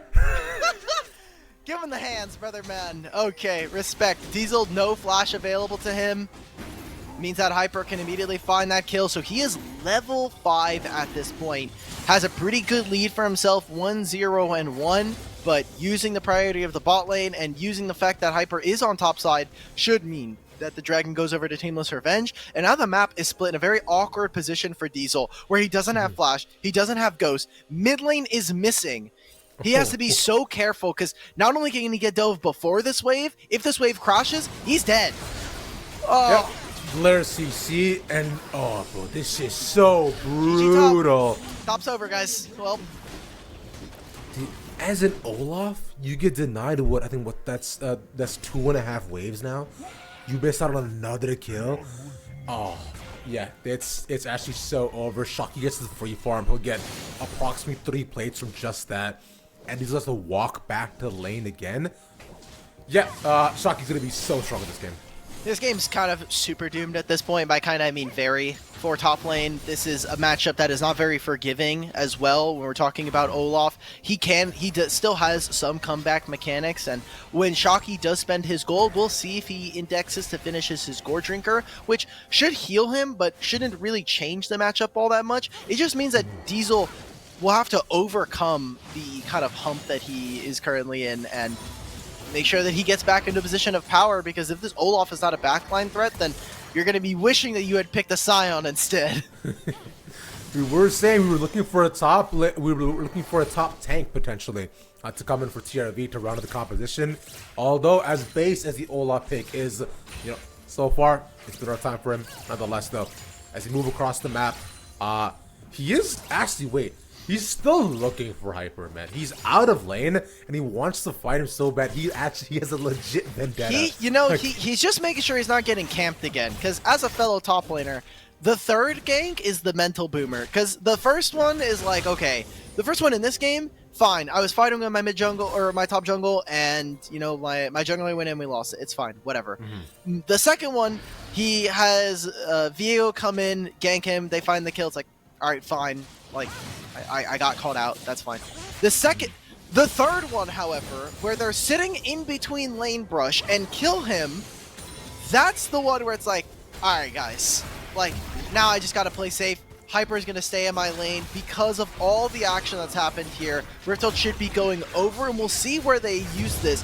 I don't know if they really want to use this in topside, as creating a long lane for Olaf is not the best. He's definitely a champion that thrives the more distance you're allowing him to cover towards you.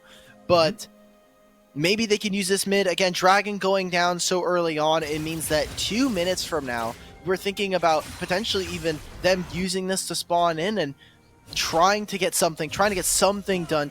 They're still ganking top, man. They have a vision. They have so much vision up here. Like, this is insane, man. Dude, this is legit like one of my games, bro. I'm getting flashbacks to, like, I played a game of Jax against like a Heimer top. Bro. This was like a while ago, but they had a Vi jungle, and bro was he stayed in lane. He didn't farm, Dimitri. He skipped his camps to legit wait for me to push in. I gotta get like kill level 1. Back They're real again. For that. That jungler again. is real. Back again. Thanks, bro. I bet it was you, wasn't it? I don't play jungle very often, but when I do, I'm the jungle CEO. You know. All right, bro. Game responsibly. Let's go look at this jungle CMO of Detro here, as he looks to find some more market share for the other enemy's jungle. Currently can't do so, but Dragon up in about a minute 30, and looking to set up vision. Yeah, Hyper is around. He's hanging out. They're getting the scuttle here. I want to shout out Detro for that. That Tri-Brush ward he just got is very difficult to do. You have to stand basically right up against the wall, and it's a specific place you have to put your mouse to be able to get it from the river. So respect to him. That is a mechanic that not a lot of support players abuse, and definitely one that takes a lot of skill. The only one that I'm very comfortable with is the one where you're able to ward River Brush from inside the lane, and that's just because I've done it so many times at this point. I still mess it up.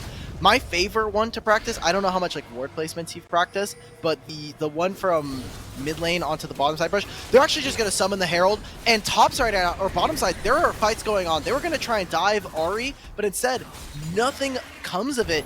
So Olaf just has to clear this wave, and now probably run. This is so sad. I just feel bad for Diesel because he's getting run out of his lane. That Herald gets a second charge. I guess they'll keep pushing that lane forward, right? So your top side is done now. You cannot be in the lane anymore. Nope. You have to find a side lane where you can hopefully pick up some farm. He's at 75, so he's not too far behind Shocky, but it's enough of a difference to be felt. Yeah, it's also the plates, right? Like you're missing out on gold experience. He hasn't missed on too many waves. He's just been cut off from being able to actually last hit most of them. Yeah. I guess the problem for me in this situation is they've used this to try to play towards bottom side, and by having this set up for yourself, it means that Crocodon is going to feel the ramifications of this as well, right? Where now he loses his topside jungle, if not because Viego is stealing his camps, but because his top laner is like, I need gold. And again, they made so many changes to jungle to make sure that like junglers can actually farm their camps and laner supremacy doesn't come through. Genesis now. Oh, there's an octopus again. Lair to CC, a shutdown given over, but the fight continues. It's Jutro in the middle to put out the ultimate.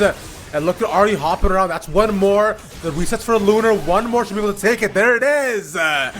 Double kill for the Jinx. Remember, the importance of this game is qualifying into the group stage here of the Challengers League, LCS Challengers League qualifiers. By getting into the groups, you guarantee yourself the ability to at least play for the promotion tournament, and neither of these teams have a significant amount of points. So these are teams that are going to have to make a pretty deep run.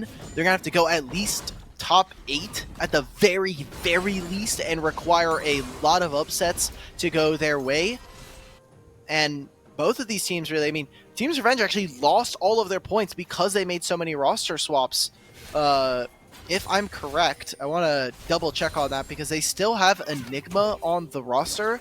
So as long as their subs are there, they should count, but I need to double check the rules. Probably would need a TO to kind of get that. Actually, perfect. I can check this right now because someone over at Mirage Alliance, actually Norman, I think the GM or owner, made a spreadsheet for all of the points. Yeah, I'm trying to find that right now, actually. I love spreadsheets so much. Let's go. Big fan of Excel. Also big fan of this as well. The Hyper just zoning them off in the mid-threat, but the wave isn't coming in, so Lunar won't get much more gold off of that, but at least he's just setting up so that Lunar now becomes an even bigger factor going into the game. Already 2-0, up in almost an item and a half nearly, and in Nori B as well, close to it, so not necessarily just, not necessarily able to have that same sort of damage profile, unless for now. This is interesting how Shockey's kind of just roaming around here as well. Yes, indeed. I mean, there's nothing for him to do in this lane, right? Like, he goes, he picks up the wave, and then he has to just roam. There's no reason for him to be staying in an extended lane versus Olaf. We had talked about this before. Even if he does have a small gold advantage, both of them now have finished their mythics, and that item parity is not going to be... It could be the make or break for Diesel to get back into this game. Big witch, but crack down around. The cage is down though, so I mean, yeah, that's just the ultimate. Then Rain gets to walk away. Easy enough. Nothing more. What is the significance of Rain's ID? 2023-05-27. So that's 2 months ago? A month and a half ago? That's May 27th. That's a Saturday. I don't know if they were playing. I mean, I can check real quick. I mean, there's really nothing going on. We got a minute before the dragon, and if anything comes up, we'll talk about it. We'll address it. Yeah, okay. Let's see. So, was that when they lost to Win? Maybe. Let's check. Well, I'll double check here. No, because all of our games were played in July, June, July. Wait, so yeah, so May. That was when he was born. Yeah, he was born this year. Hey, he's 2 months old. Hey man, as a 2-month-old mid laner, we're getting that North American talent. We are scouting the North American talent incredibly early. Dude, yeah, we have General Sniper, and then we have Rain. NA is saved. With Dude, these NA two. saved. We are literally going. The scouts are sitting there in the hospital, like the what is it, the neonatal care, and they're just like, yeah, this guy's gonna be an insane mid laner. Like, yeah, dude, they just this is the next hold the keyboard in front press of the baby. Q. Type in your summoner ID. Agree to the summoner's code, and then you can play the game. Dude. They're actually having them sit versus beginner bots, and they're like, okay, what do we think you can do here? Oh, Hyper, brother, man, you can't be here. Triple knockup. Hyper should be dead, yeah. Sancool managed to take him down, so a nice pickoff as well. 14 seconds before the dragon does drop, so this is a good little comeback for TRB. A big mistake for them on the side of CCG, as they had dropped the Riptail to try to get mid lane and use that priority to move into the dragon. But with Hyper going down, this should be a foregone conclusion. Are CCG going to try and force this? It takes one reset, but they don't have ultimates anymore. Yeah, they're all caught in the cage. Lunar gets out, but one reset is all they need. One goes down. This should be it. Yeah, Lunar's excited, and they actually get it. No way, man. A 4v5 that goes their direction. Genesis is gone. The rocket missing, and just barely he falls. What is happening, Dimitri? This should not have happened. This should not have happened. Shockey actually gets him. No, wow. In universe that should have happened. Good job to Rain right there. That Ari with a massive flank. Detro as well on this rail, locking them down. They get all the damage they could potentially do. Ari threw out a Q and it hit like 3 to 4 members there. So that was an impressive enough performance coming out from the mid lane here of CCG. They come back after a fight that should not have been a loss for Teamless Revenge. Bit of miscoordination. Remember, they had used some of their abilities there. That was the Kaisa ultimate. That was Genesis using this Veigar ultimate. And while Ghoul was in the backline setting up his team for success, he's just too far out. So, unfortunately, if he had done that closer to the dragon being down, we could have seen them potentially take the dragon and then try to play out. CCG, they grab this. They'll have themselves ready for Soul Point in 4.5 minutes. Rift Herald is spawning. And so they have a lot of tools that are coming up soon. Really good play coming out from CCG. That is incredible. You were talking, but just small sidetrack. You were asking before about what words are practice. When he's been a lot of support, mainly Leona. Oh, this I'm gonna stop as. Okay, never mind that. But that ward right there, behind and in front of Baron Pit, you know the one that they can't find with the vision ward that he placed. That one. I practiced that one. Hyper might be dead once more. That's the ultimate again. Shocking middle of the fight. The Rocket gets pushed out. And Lunar gets more resets. Okay, well, CCG, congratulations. You've qualified into the group stage. This game is done, right? We're almost 10,000 gold at 18.5 minutes here. Mid lane is absolutely stomping. The one lane that we were looking for Teamless Revenge to actually get anything done in, they cut him out of the game so incredibly early. And now Lunar is ahead. Anori B on this Kaisa shouldn't have much of an influence. Like, he is down 2,000 gold just by himself. That is an insane amount to be down. So, CCG, how do we see you close this out? We talked about that you were a slower team in summer before this in the first qualifier. Now here, it seems like this team has really started to piece it together. And I just want to give Hyper his flowers. Yeah. We've already claimed, you know, how, like you're saying, how excellent a jungler he is. You're talking about Simple Flyfam, and then like how he's, you know, all the way on TSM Academy back in the day, like just throughout amateur and of course Academy as well. The early top play, shutting down Diesel, Genesis should just be that good. Yeah, but as I was saying, the early top play to shut down Diesel, and then past the revisit, and to see him again in lane, they get Rift Herald down. Although Shalky didn't get all the gold from it too, but just you remove a huge factor that could potentially be a threat in team fights, and then from there you just do whatever you want to, man. It's just good calling, and our CCG has such an advantage that all it remains is the Baron and the close out of the game.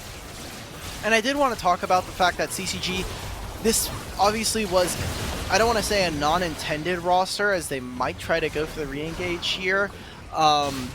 They wanted to play with Munchie. This was a team that really wanted to play with their original intended roster, but Munchie unfortunately did have to step down. Taki on Twitter was talking about how Munchie is currently feeling a little uncomfortable playing due to an injury.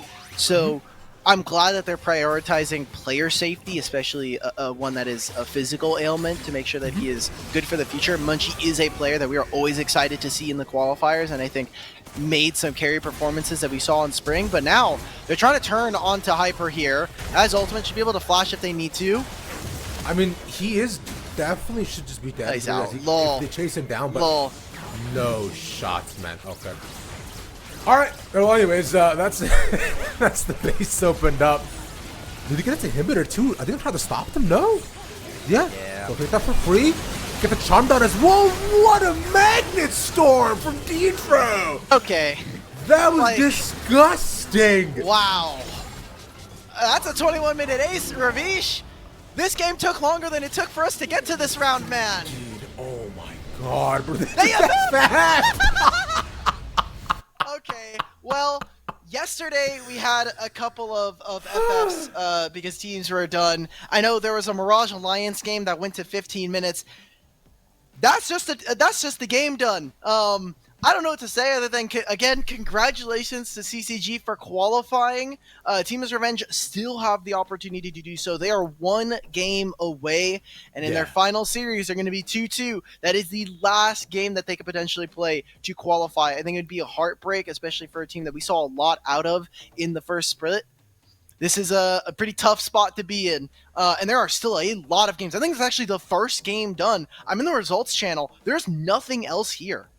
That is incredible. So we were damn near the last game in the previous round, and currently we're We are speedrunning it, brother. So that does mean one thing. That means that there's a lot of different channels, a lot of different games going on, and a lot of different talent that you can go out and support. You can check out my Twitter for Dimitri Stead that retweeted. So definitely make sure you see that.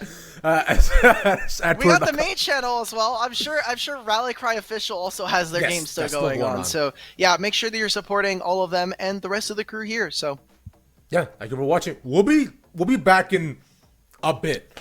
Probably about an hour and a half, I would say, just to make sure. Probably, I would say check back in around 1:15. It'll also say on the stream when we're supposed to be back. Yeah. But we still obviously would have to do all the seeding, get all the rounds done. But yeah, make sure you're staying tuned on Twitter to Ravish, myself, the rest of the crew, because we will be giving updates as well. And yeah. See you soon. Maybe. Bye.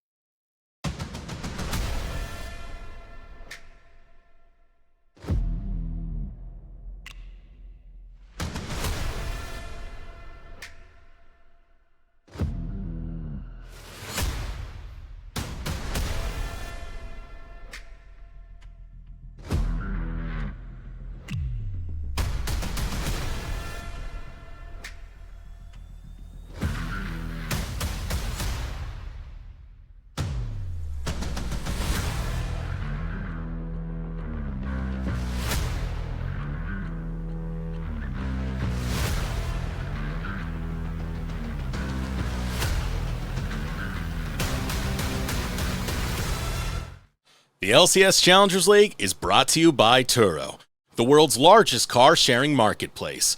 Find your drive. And I hope you guys had a nice long rest. I know I did. I gained some elo in LOR. Oh, What you okay. do in your break? I was actually just sitting on Twitter. I was scanning the match results, and then I was sitting there trying to seed. I got told my seeding was wrong, and then I waited 15 minutes before, and everybody in the general chat of the server was saying the seeding is wrong. So then I fixed mine, and it was right the first time. My seeding doesn't actually matter for this entire tournament. It's merely just for the public to know like what matches are available. If you want to get up to date on that and you want to not look at my own spreadsheet, you can go to rallycry.gg/competition slash challengers if I'm correct. Yes, rallycry.gg/challengers, and you can take a look at the competition from there. You can see all the matches being filled out by a computer, which is much faster and less prone to errors than me. So definitely check that out if you're more interested in just taking a look at that. But we are in our final round of Swiss Reviche. We're almost done. All right, yeah, last game of the day. Here we will once again see another team. I gotta stop hitting this. We will see another team potentially qualify. Well, not potentially, definitely qualify going towards the group stage. And let's talk about which teams we're going to see, shall we, Dimitri? Because we have two fun-filled teams. Once again, we got Blue Otter League on the one side. Blue Otter League changing up some of their players. Izo, their jungle as well. Debonair sticking around, or at least making a couple of moves away from rosters. So their entire top side is gone. And this is a roster that currently sits at 2-2. They were seeded 16th. So they are supposed to barely make it into our groups, which will be happening next weekend. This is a very important game for them, as not only were they the 16th seed, they were a team that, similar to some others that we saw in the groups, could not find a win in groups. We saw some promising things from this team, but unfortunately they were unable to really pull it together. Here with a new roster, we'll see what they'll actually be able to do. Sandflame and Shorter Race, if I am correct, are Harrisburg players, or they were at some point. Sandflame, Sandflame was on Harrisburg. Shorter Race was on Harrisburg, so I'm glad that they're able to get some of that representation there. Zev and Pika Pika looked like they were getting better as the split went on in the first qualifier, and very excited to see what we get from this team now. Indeed, my friend. Short Race especially has been around the scene for quite some time too, with different amateur and collegiate rosters as well. I remember, seeing with a bunch of lands too. Very nice guy overall. But on the other end, though, we also have some very nice people. We have ROT and the Return of the Middle Sticks, a name that we all recognize, and logo we all really appreciate. It's a lot of fun with some pretty solid names on there too. Yeah, Return of the Middle Six has actually been an organization that has been playing in some amateur leagues before this, and they had never quite made it in. I think the first spring qualifier, they didn't quite make the cut from the selection committee process, but to have them here now, I think, is a really cool representation, especially since they have been able to contribute to many of the gold and plat leagues, similar actually to Blue Otter League. So this feels like a really awesome celebration of all the competition that happens, not just in tier 2 and tier 3, but a large majority of the player base could take part in, right? Like, people get very focused on wanting to play in tournaments, or they're like focused on the top 0.1%, like the challenger players, and even anywhere below that with like masters, typically where we get to like, the qualifiers and challengers level league players. But a large majority of players, as like normal players, casuals as well, are very, very interested in wanting to play in some kind of competition. I think that's why you see the success of things like rec league soccer or football, that kind of thing. They love competition, and to give them a space such as, Return of the Middle Six, where they host a lot of teams. You have Blue Otter League, who by themselves are their own league, and they have a ton of tournaments running. It's things like that, things like the Risens of the world that I give the normal league player the experience of being a competitor and potentially a champion. Exactly, which is why, like you're saying, like Premier is so based, as is Clash as well, whenever we get to participate in all of that. But we do have draft almost about ready to go to hop into our final game of the night. and see which one of these teams qualify. We're from the middle six too, with a lot of newer names, guys we haven't necessarily seen around Blue Water League, looking to make the qualifier run once again. And we'll see what they have to hold for us as we get picks and bans coming on in. But by the way, the middle six logo is so nice, man. It's good. It's really I love good. it. Yeah. For Return of the Middle Six, they do have a large majority of their players. I can't remember off the top of my head their roster coming in from the first qualifier for summer, but I do remember Cookie Crook, Dragowski, Pepe. These are all players that we were kind of talking about beforehand that we were a little bit excited for, but hopefully this time they will have a lot better success than what we saw in the first qualifier. And now, here's the thing. Both of these teams are 2-2. You said that we were going to see a team qualify. We're also going to see a team, unfortunately, not make it. And if we're just going off of seeding, Return of the Middle Six are 18th. They are not supposed to make it. And currently, if I look at our standings, if I look at who's qualified already, there are, what is this? This is 1, 2, 3, 4, 5, 6, 7, 8, 9, 10 spots already taken. And those are top 16 seeds. So the time for an upset needs to be now. In terms of upsets, there are 6 potential matches right here in the 2-2 slot. It's going to be very interesting to see how many of them. Actually, Ravesh, I'll just ask you right now: how many do you think we're getting? How many seeds outside of top 16 are going to make them groups? 1. Okay. All right. It happened last split. 1 was the lucky number last split. We'll see what happens.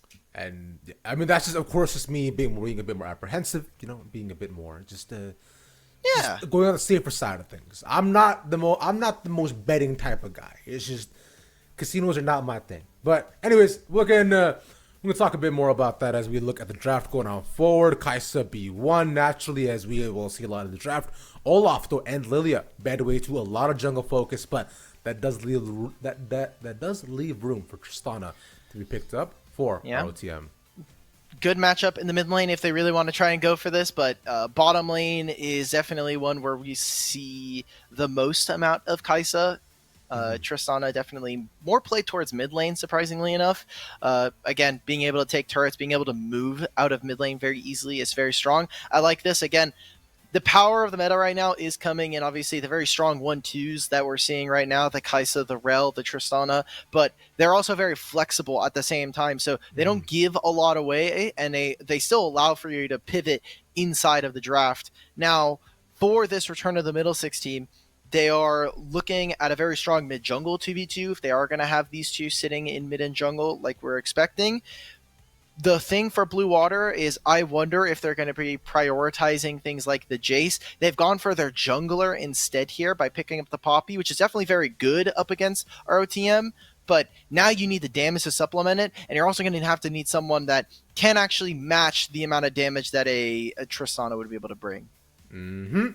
Speaking of damage, though, we see the pretty much the antithesis of such with the Poppy and the Alistar picks up for Blue Water League, and on the other end, Rel and Udyr.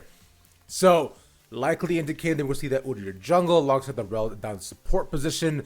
No real options for flex so far, but prioritizing what I imagine Dragowski is very comfortable with. And the Poppy, nice little anti-engage. As things follow up, though, the Cassiopeia band away to it. That's a pretty interesting band. Right? Can do quite well against his comp. And the Jax as well. So, solo lanes still left to be picked up. A lot of AP mages. I like the Cassiopeia ban here. As you look at Return the Middle Sticks, a single miasma would really do a big hampering. I love that they're focusing on things that would have a lot of safety, would be able to stop the...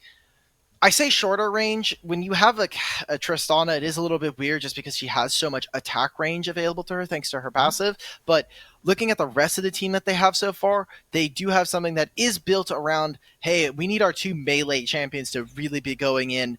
And I actually would still like to see a little bit more tank supplements for the side of Return of the Middle Sticks. I think that while you do have Tristana, you will need someone to actually be able to appropriately hold down the front line of Blue Water. When you look at this team, the 3 champions that they've already picked are very strong at being able to just run forward and get behind your front line. So picking up the Aphelios here, I think, would obviously show where this Tristana is going. And now you're looking, are you going to go full 8 and kind of bank on your here being, an AP variant and being able to do all that magic damage? I think they make things fun, and they get like an AP support. Like I'm thinking Brand, Vel'Koz. Well, they have Rel and Udyr, so I don't think we're getting that.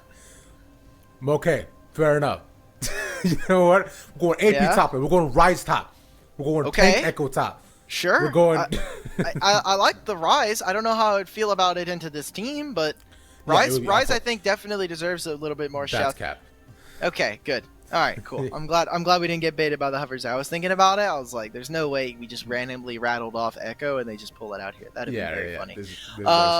There we go. There's our composition. So a bit of a weird one. I think Return of the Middle Six have a mixed identity coming into laning phase. They do have some very strong laners in their champions, but then we get to side laning, and you have Tristana, you have Fiora. These two could play for each other in that way and feed off of that. But come team fights, I think it's pretty difficult. It is indeed. But there is, I would say, one thing that makes life easy to me. Do you know what that is? What would that be? Would that potentially be Turo? The thing that the NACL qualifiers are brought to you by Turo, the world's largest car sharing marketplace. Yeah. Book any car you want for just any occasion. Forget boring rental cars at Turo.com. Oh my God, you're so white. Wow, you're so smart. Thanks, man. Make sure. I gotta do the same thing that you did with, or that Beat was doing with Eric yesterday on Challengers League. Make sure that you're sending the subs to Challengers to LCS Challengers and Path to LCS. Yeah. And make sure you're using hashtag NACL to get involved with the conversation. Indeed, you hit 3 for 3 there, baby. There you go. The tweets won't show up on this stream, but they'll show up on LCS Challengers. And I think it would be really funny if we got a qualifier tweet on there, because then the guys on the stream would be so confused. They'd be like, what are they talking about? Why are they bringing up Blue Water League? That'd be perfect. Oh, man, it would be really funny. Just confuse them about the Udyr jungle. But bit of an early engagement from Cookie Crunch, trying to let him get to Gragas.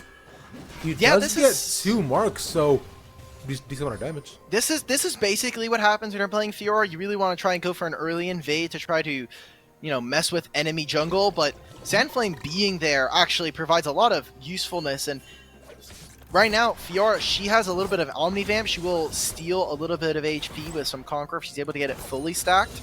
But Sandflame, by playing this Gragas, the sustain was hit a couple patches ago, but I don't think it's going to matter. He still has so many pots he can burn through. This is a tough spot to be if you're the Fiora. Yeah, dude, he took cookies too, so he's going for ultimate sustain in the lane. He knows he's going to get bullied, and so he's just going to just chill and vibe, and hopefully just put down a couple different barrels and keep Fiora in lane, right? Because like you're saying, Fiora gets very dangerous when she's able to get advantage of the lane and then decide, you know what? I think I'll go ahead and make other lanes my problem. Yeah, Gragas could say the same thing too, right? Like, Cookie Crook wall in this Fiora, his way of making things an issue is take their entire turret. Sandflame, the way that he's going to interact in this game should be, I'm going to go into other lanes and I'm going to, body slam Cask your bot lane and they're going to be dead and I'm going to have a free kill. So, good trade from Max here. That stun missing from Debonair just opens that up and allows for that to happen. Has another jump available in case Short Race does want to come mid, but they have a lot of wards. Good job from ROTM so early on to have this much vision, really stop anything from Poppy. Yeah, exactly. Like already just the early significance, and we've been talking a lot about early games throughout the entire day on just how that's been allowed for teams to snowball through towards the mid. And currently, if Return of the Middle Six can perhaps find an early kill, maybe stack a couple of elite dragons, then you could see an exceptional result in its team's history. But as right now for Blue Water League, they themselves wanted to qualify in previous qualifiers, was I'm sure quite disappointed for themselves. So this would be a reprise in what they're hoping for as an organization. Oh my god. Wait, okay, by taking that turret shot, he actually goes even here. Jungle's not here. The wave is also pushing towards him. So this is a rough spot. Kukuro could just try to go for a recall, teleport back in, and catch the remnants of this wave in the next one. Oh, we're getting an engage now. Oh, no way. 3v3s. They stop the backs, man. It gets him into the wall. Boy, Wonder should be dead. First blood go to the Alistar. And the rest of the fight ensues. Shorter Ace almost falls, and he does immediately afterwards. So 1 for 1 in a good spot right now. Puppey, if he can clear this wave slowly enough, this wave... Okay, Blue Water League, stop touching the minions. Stop touching the minions, guys. Stop touching... Guys, please. If you would have stopped, it would have pushed towards you. Puppey would have been forced to have an awful recall. The wave is frozen. His support is just now not even coming straight down here. He's actually moving towards the top side of the map. There is no play for a Dragon or for a Rift Herald.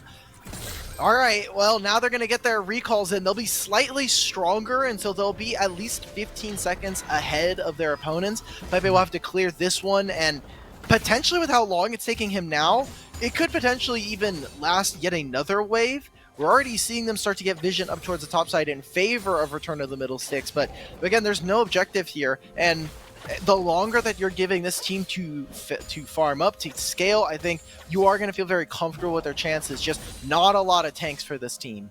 No, there's just front lining is going to be naturally very, very tough. We were looking at that too, to seeing like how they can play out the game, and you mentioned already in draft, right? How there's it's just the identity is a bit morphed.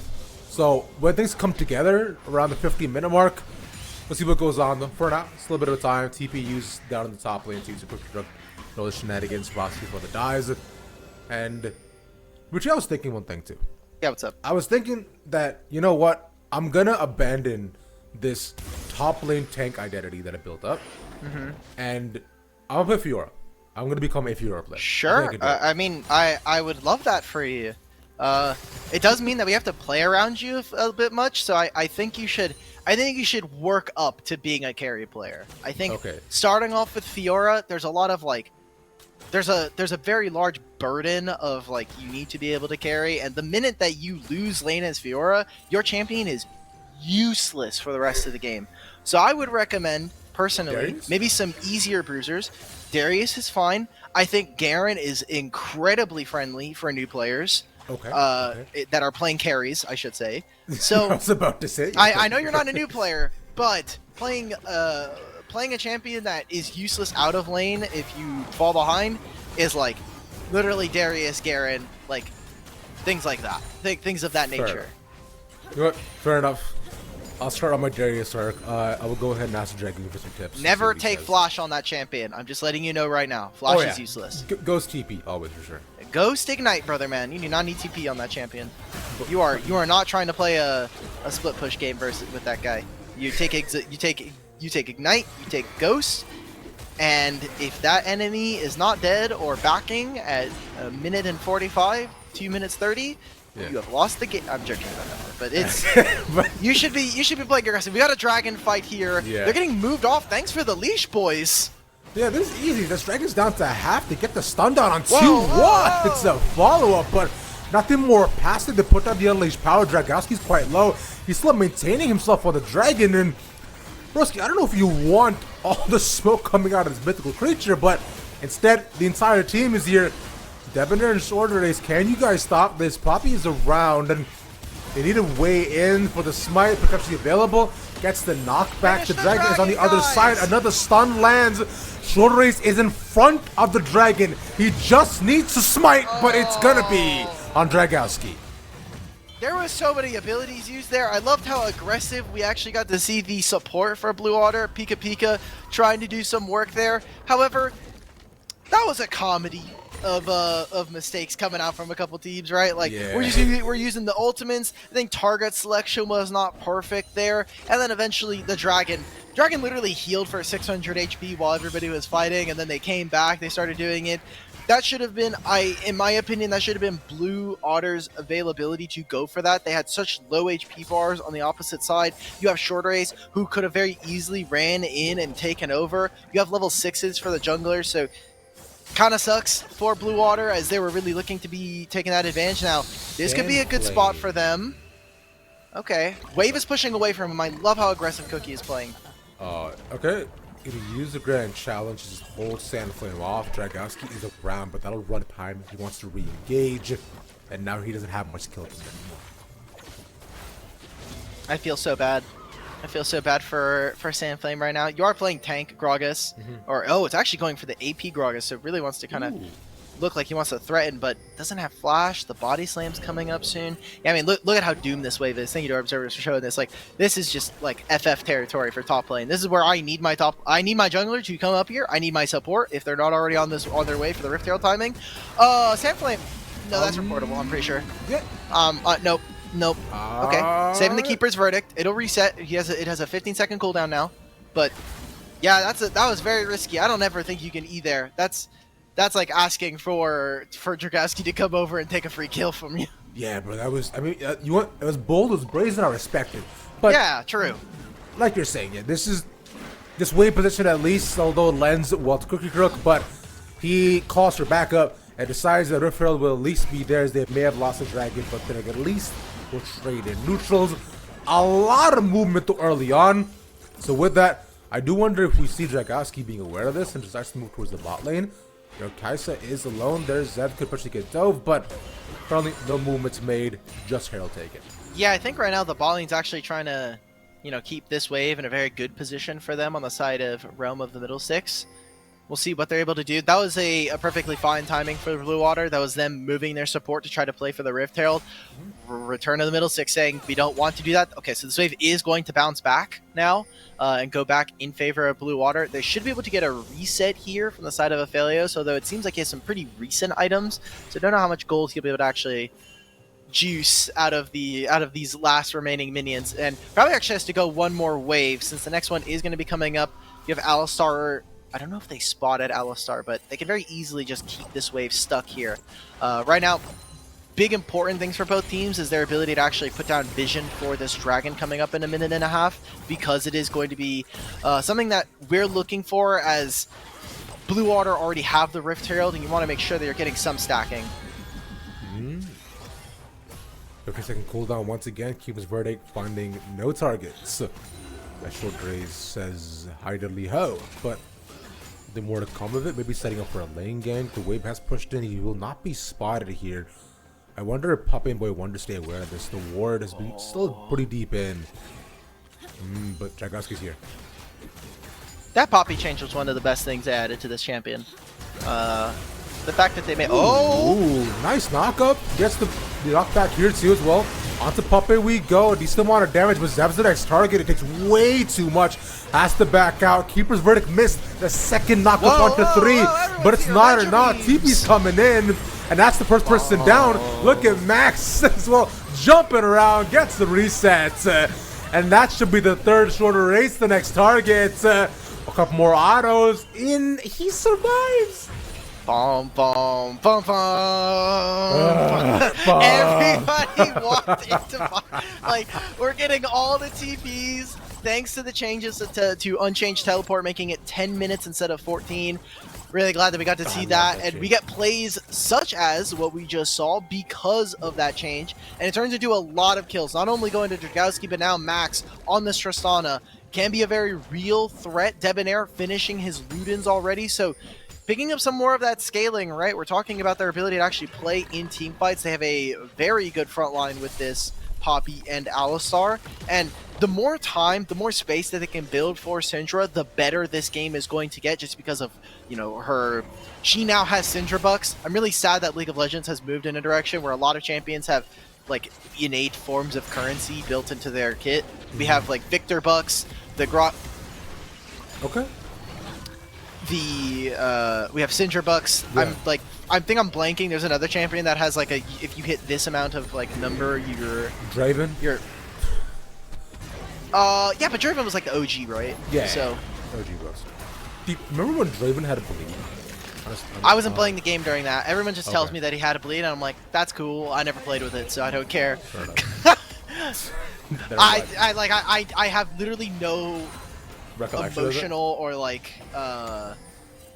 memories attached to that because I never played with it. I mean, I started playing when Yasuo came out, so that was like one of the tail end of some of the ridiculous stuff, right? Yeah. That was the tail end of the, just the Kassadin being pick ban arc, and the Yasuo being disgustingly good in every single lane, no matter what. I love Yasuo, man. I loved original Yasuo. I know they haven't really changed. Like, people will look at his skin and be like, what did they change? Be like, nothing really, but they changed functionally how a lot of his stuff works, like numbers, and they tuned him.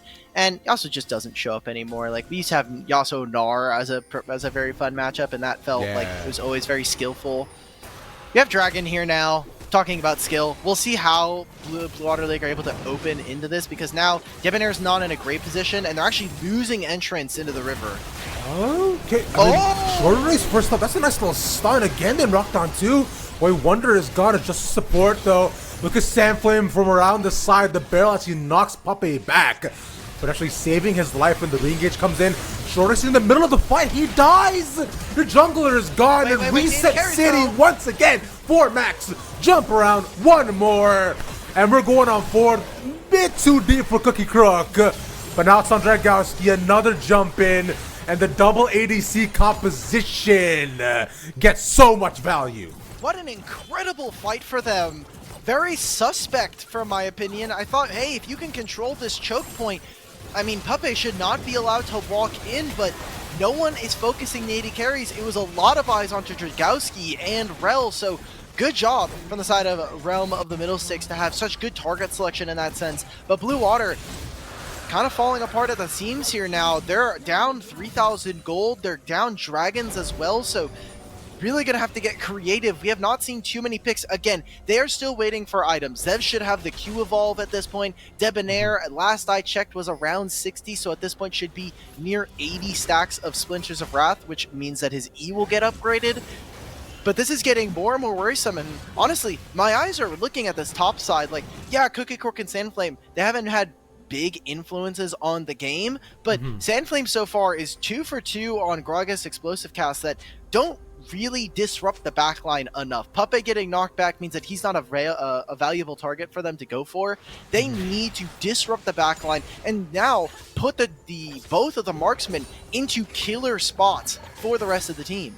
Exactly, because like so far, like Sandflame has been in the front lines trying to do what he can, but as of right now too, between getting bullied a bit in lane and now them losing Rift Herald as well, this is at least a little comeback for Blue Water League. They matched both Rift Heralds, but they stand at 0 bricks taken though, Dimitri. So definitely need to start opening the map a bit more.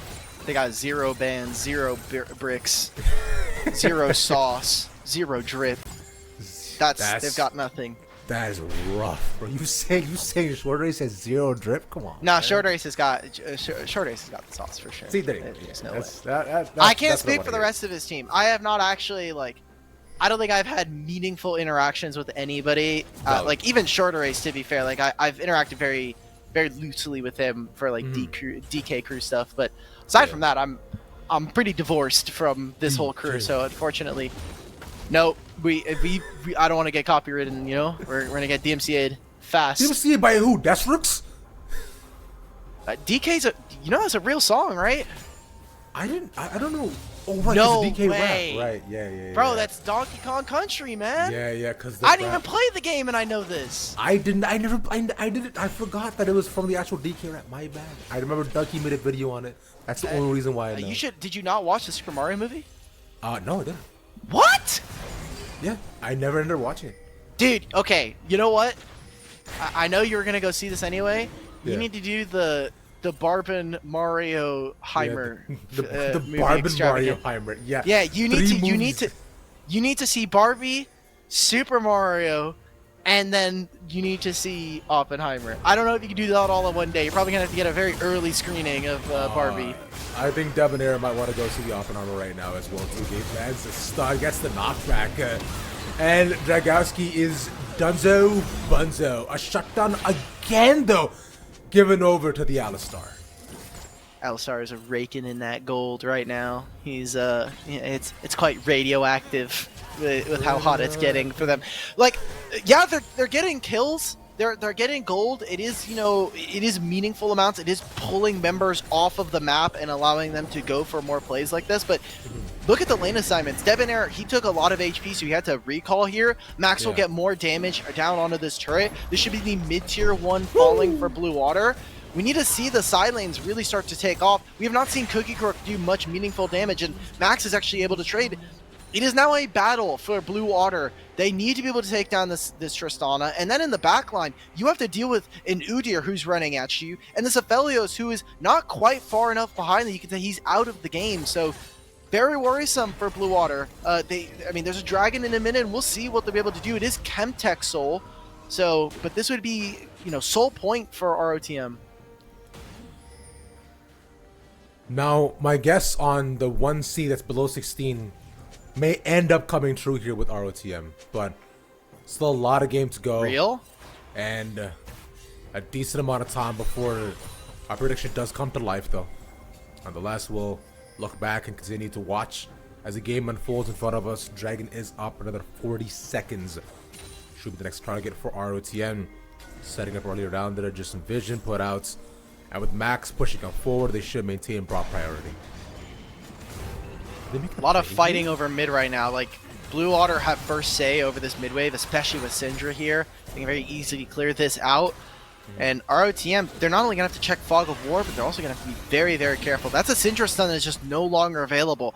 In my mind, that's your go button. That allows you to go for stuff like that. I think Blue Otter League, the reason why they're hesitating is not only has the Dragon not actually spawned, but they are looking at potentially seeing a threat onto the Baron. But this entire time, Max is split pushing. Why are we all here in mid lane? You needed to immediately turn towards the Dragon, and so now they stay for this extra wave. Now they're going to have to back up. They actually lose position over the Dragon, and Max can just recall here. Like, he actually just TPs into... Okay, well now they control mid, and they can very easily actually go for this Baron with their double marksman composition. Dude, no way, man. We're seeing a 20-minute Baron. Respect. That was ingenious, and they can... Yeah, they take this... They do get the TP out, though, from Debonair. They stop shorter race, but Baron goes down so quickly. Way Wonder there gets the Magus from just a delay, but Dragowski's in the middle, all of the Alistar as well. He should go down here, but they trade over 1-for-1, and now we're looking at more. How does Alistar keep getting away with it? Creeper's finally dead. Shorter Ray stops the fight, and Max leaves. He got Poppy ulted, man. That's not fair. He took an express plane out of that fight by accident. He got sent away, unfortunately. That was a good save for them, because if Max is still there, he wrecks that fight instantaneously. That is potentially a pentakill coming in for Max on this mid lane pick for Tristana. But because of that play, because Poppy is too low and has to go for the reset, the Dragon is going to be going over to ROTM. And that's sole point for our 18th seed, Blue Otter. This is your last game, potentially, here in the qualifiers. You made it last time, and everybody was doubting you. Everybody was looking at you, and you know, we had some beef. I'm not gonna. We can't get around it. The Blue Otter people had some beef with the broadcast crew. Whatever. You guys made it. We were excited to see you play, and you're now looking down 2,000 gold, 3,000, and a soul, and potentially not qualifying. Hey man, I'm Hindu, so I actually can't have beef. So want to get that out. True. I'm joking, but yeah, it was there were definitely some words exchanged. But aside from that, though, we'll see if things change for them right now. Baron started up. They take it quite fast as well on their side. This Kai'Sa's pretty strong. Max is around, but he is alone. Set up the flank. They just want to get them off of this too. They only get the Rel. It's a decent engage option. They're delaying it. He's in the pit. He steals it. Oh my god. No way, Another Baron steal. Dude. The Turtle Baron buff for ROTM, but now comes in the fight. How do they disengage? Dragowski's in the middle, and Boy Wonder has to look for more. But Max is dead, and Pape is alive. That is still more than enough. Blue Otter League, lose 3, maybe more. Okay. Do they try to go for this dive here? Dragowski's here. Debonair still has flash, and this stun is going to be so critical. They turn onto Cookie Crook, 3-man. Look at the tower. He's still laying down. Dragowski's so strong, though, man. Oh, God. Oh, look away. Look away. Look away, everybody. That's the Baron being stolen. Here on the B stream, we have had more Barons be stolen than the original team actually finishing them off here. We had 2 on the first, just in the first game alone yesterday, and it feels like if you start the Baron here, it is just lost. The enemy team will get it somehow. congratulations. I mean, like, ROTM, they play out of their minds. Dragowski gets into the pit. This is a Udyr with no flash. So the fact that he's able to do that meant that he had to take the blast cone. He had to walk into the team. Like, that is an incredible fight for them. And now, 2.5 minutes, guess what's also that long? The Baron buff. They'll be able to push out and immediately contest for this dragon here. Blue Water League, they got to dig deep. They got to be able to trust in the remaining members from the original roster in summer. Zev and Pika Pika with this Kaisa and Alistar duo. They are strong, but they really need to be overcoming the odds to bring this team back in. Inversely though, Dimitri, looking at the Return of the Middle Six squad, right? These guys in and of itself have so little competitive experience, from what I can see. Like, it's like they're relatively new, only played on this squad. It's just Dragowski, who was on Florida Southern for about a year. And so they're coming in relatively unknown and making a statement to make it through. This is Blue Water, but them taking them down, this could be it. They get another pick. They have Baron. They're pushing to the base. Yeah, they very realistically could. Like, even the Dragon just doesn't matter at this point. They need to be able to find something, and my eyes have to be not only on this bot lane, but we're looking at Debonair on this Syndra. He is one of the only members that can deal damage. By going for the Zhonya's, yes, you have survivability, but you don't have that damage. You're already behind, so going for defensive items when you are behind just always feels like a lose-lose trade. Oh, this could be it. Debonair, like you're saying, the first target already down. That's the ultimate. And they all get blown up. The 18th seed, a return of the Middle Sticks, are at the base of Blue Water League, and they take the game, Dimitri, in 25 minutes. They're going through the groups. Seeding be damned. Return of the Middle Sticks. Welcome to the group stage of the LCS Challengers League qualifiers. It's nice to see a new team kind of join us here in the group stage, and unfortunately it does mean that Blue Water, your journey ends here. You changed up your roster, you were trying to make a couple of changes, but unfortunately you do not make it. This is one of our first upsets we were able to get. The A stream, actually, currently, if I'm taking a look at the teams right now, yeah, it's seeming like Mirage is also going to be taking a upset as the second seed coming in, going up against the first seed, and there are a lot of other streams still going on. But what an incredible game for Return to the Middle Six, a team that has been doubted before as to whether or not they can make it. I mean, you look at prior results and they really haven't been able to make a splash here in the qualifiers, and they make it, and possibly the most important one, where they need, in this qualifier, the winner of this is the highest seed going into the promotion tournament. Do we as a crew think that Return to the Middle Six can actually make it to top 8, top 4, top 1? I think that remains to be seen, but it all does start here, right? Like, getting your foot into the door. There's so many times you talk to teams, you talk to players, and they're saying, like, our team could have gone far, but, you know, like, we stumbled here very early on. This could be the start of the run. I don't want to get anyone's hopes up. As Return to the Middle Six, they are the 18th seed, and our league is unfortunately incredibly top heavy. It is indeed. But hey, TA though, you know, proved a lot of people wrong.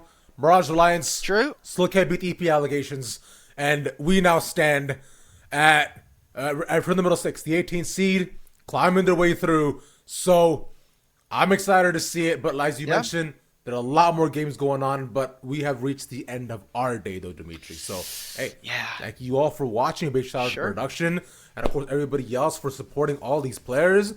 You want to say something though? Yes. Okay. Real quick. There are still community streams going on. Exactly. Tempest is still playing their game. Gentle Hearts, CCG, CB Gaming, Teamless Revenge. So check out all of those. Again, it's going to be on my Twitter, or you can go to Ravishing Casts, as you can see. For my retweet. All of my tweets. You can go and check out for my tweets on his Twitter account. And also, Challengers League is already started. We're 40 minutes into the start time of Challengers League. If you're not already watching, what are you doing? You know, like this is literally you can see it in the top right here. It says Challengers League. Yeah, literally, it's the last week before playoffs. Make sure that you're tuning in for that. And yeah, thank you again for everybody for joining us. We'll see you next week here on Rally Cry Official and Rally Cry 2 for the start of the group stage. Make sure you're staying tuned on Team Rally Cry on Twitter to get those final standings and see where everybody will shake out, what the groups will look like for next week. I know we're definitely super excited. And Ravish, that'll be it. I guess we'll see everybody next week. Everybody take care, be nice to each other, and support the players, support North American talent. Woo! All right, bye-bye. Take care. See you later next week.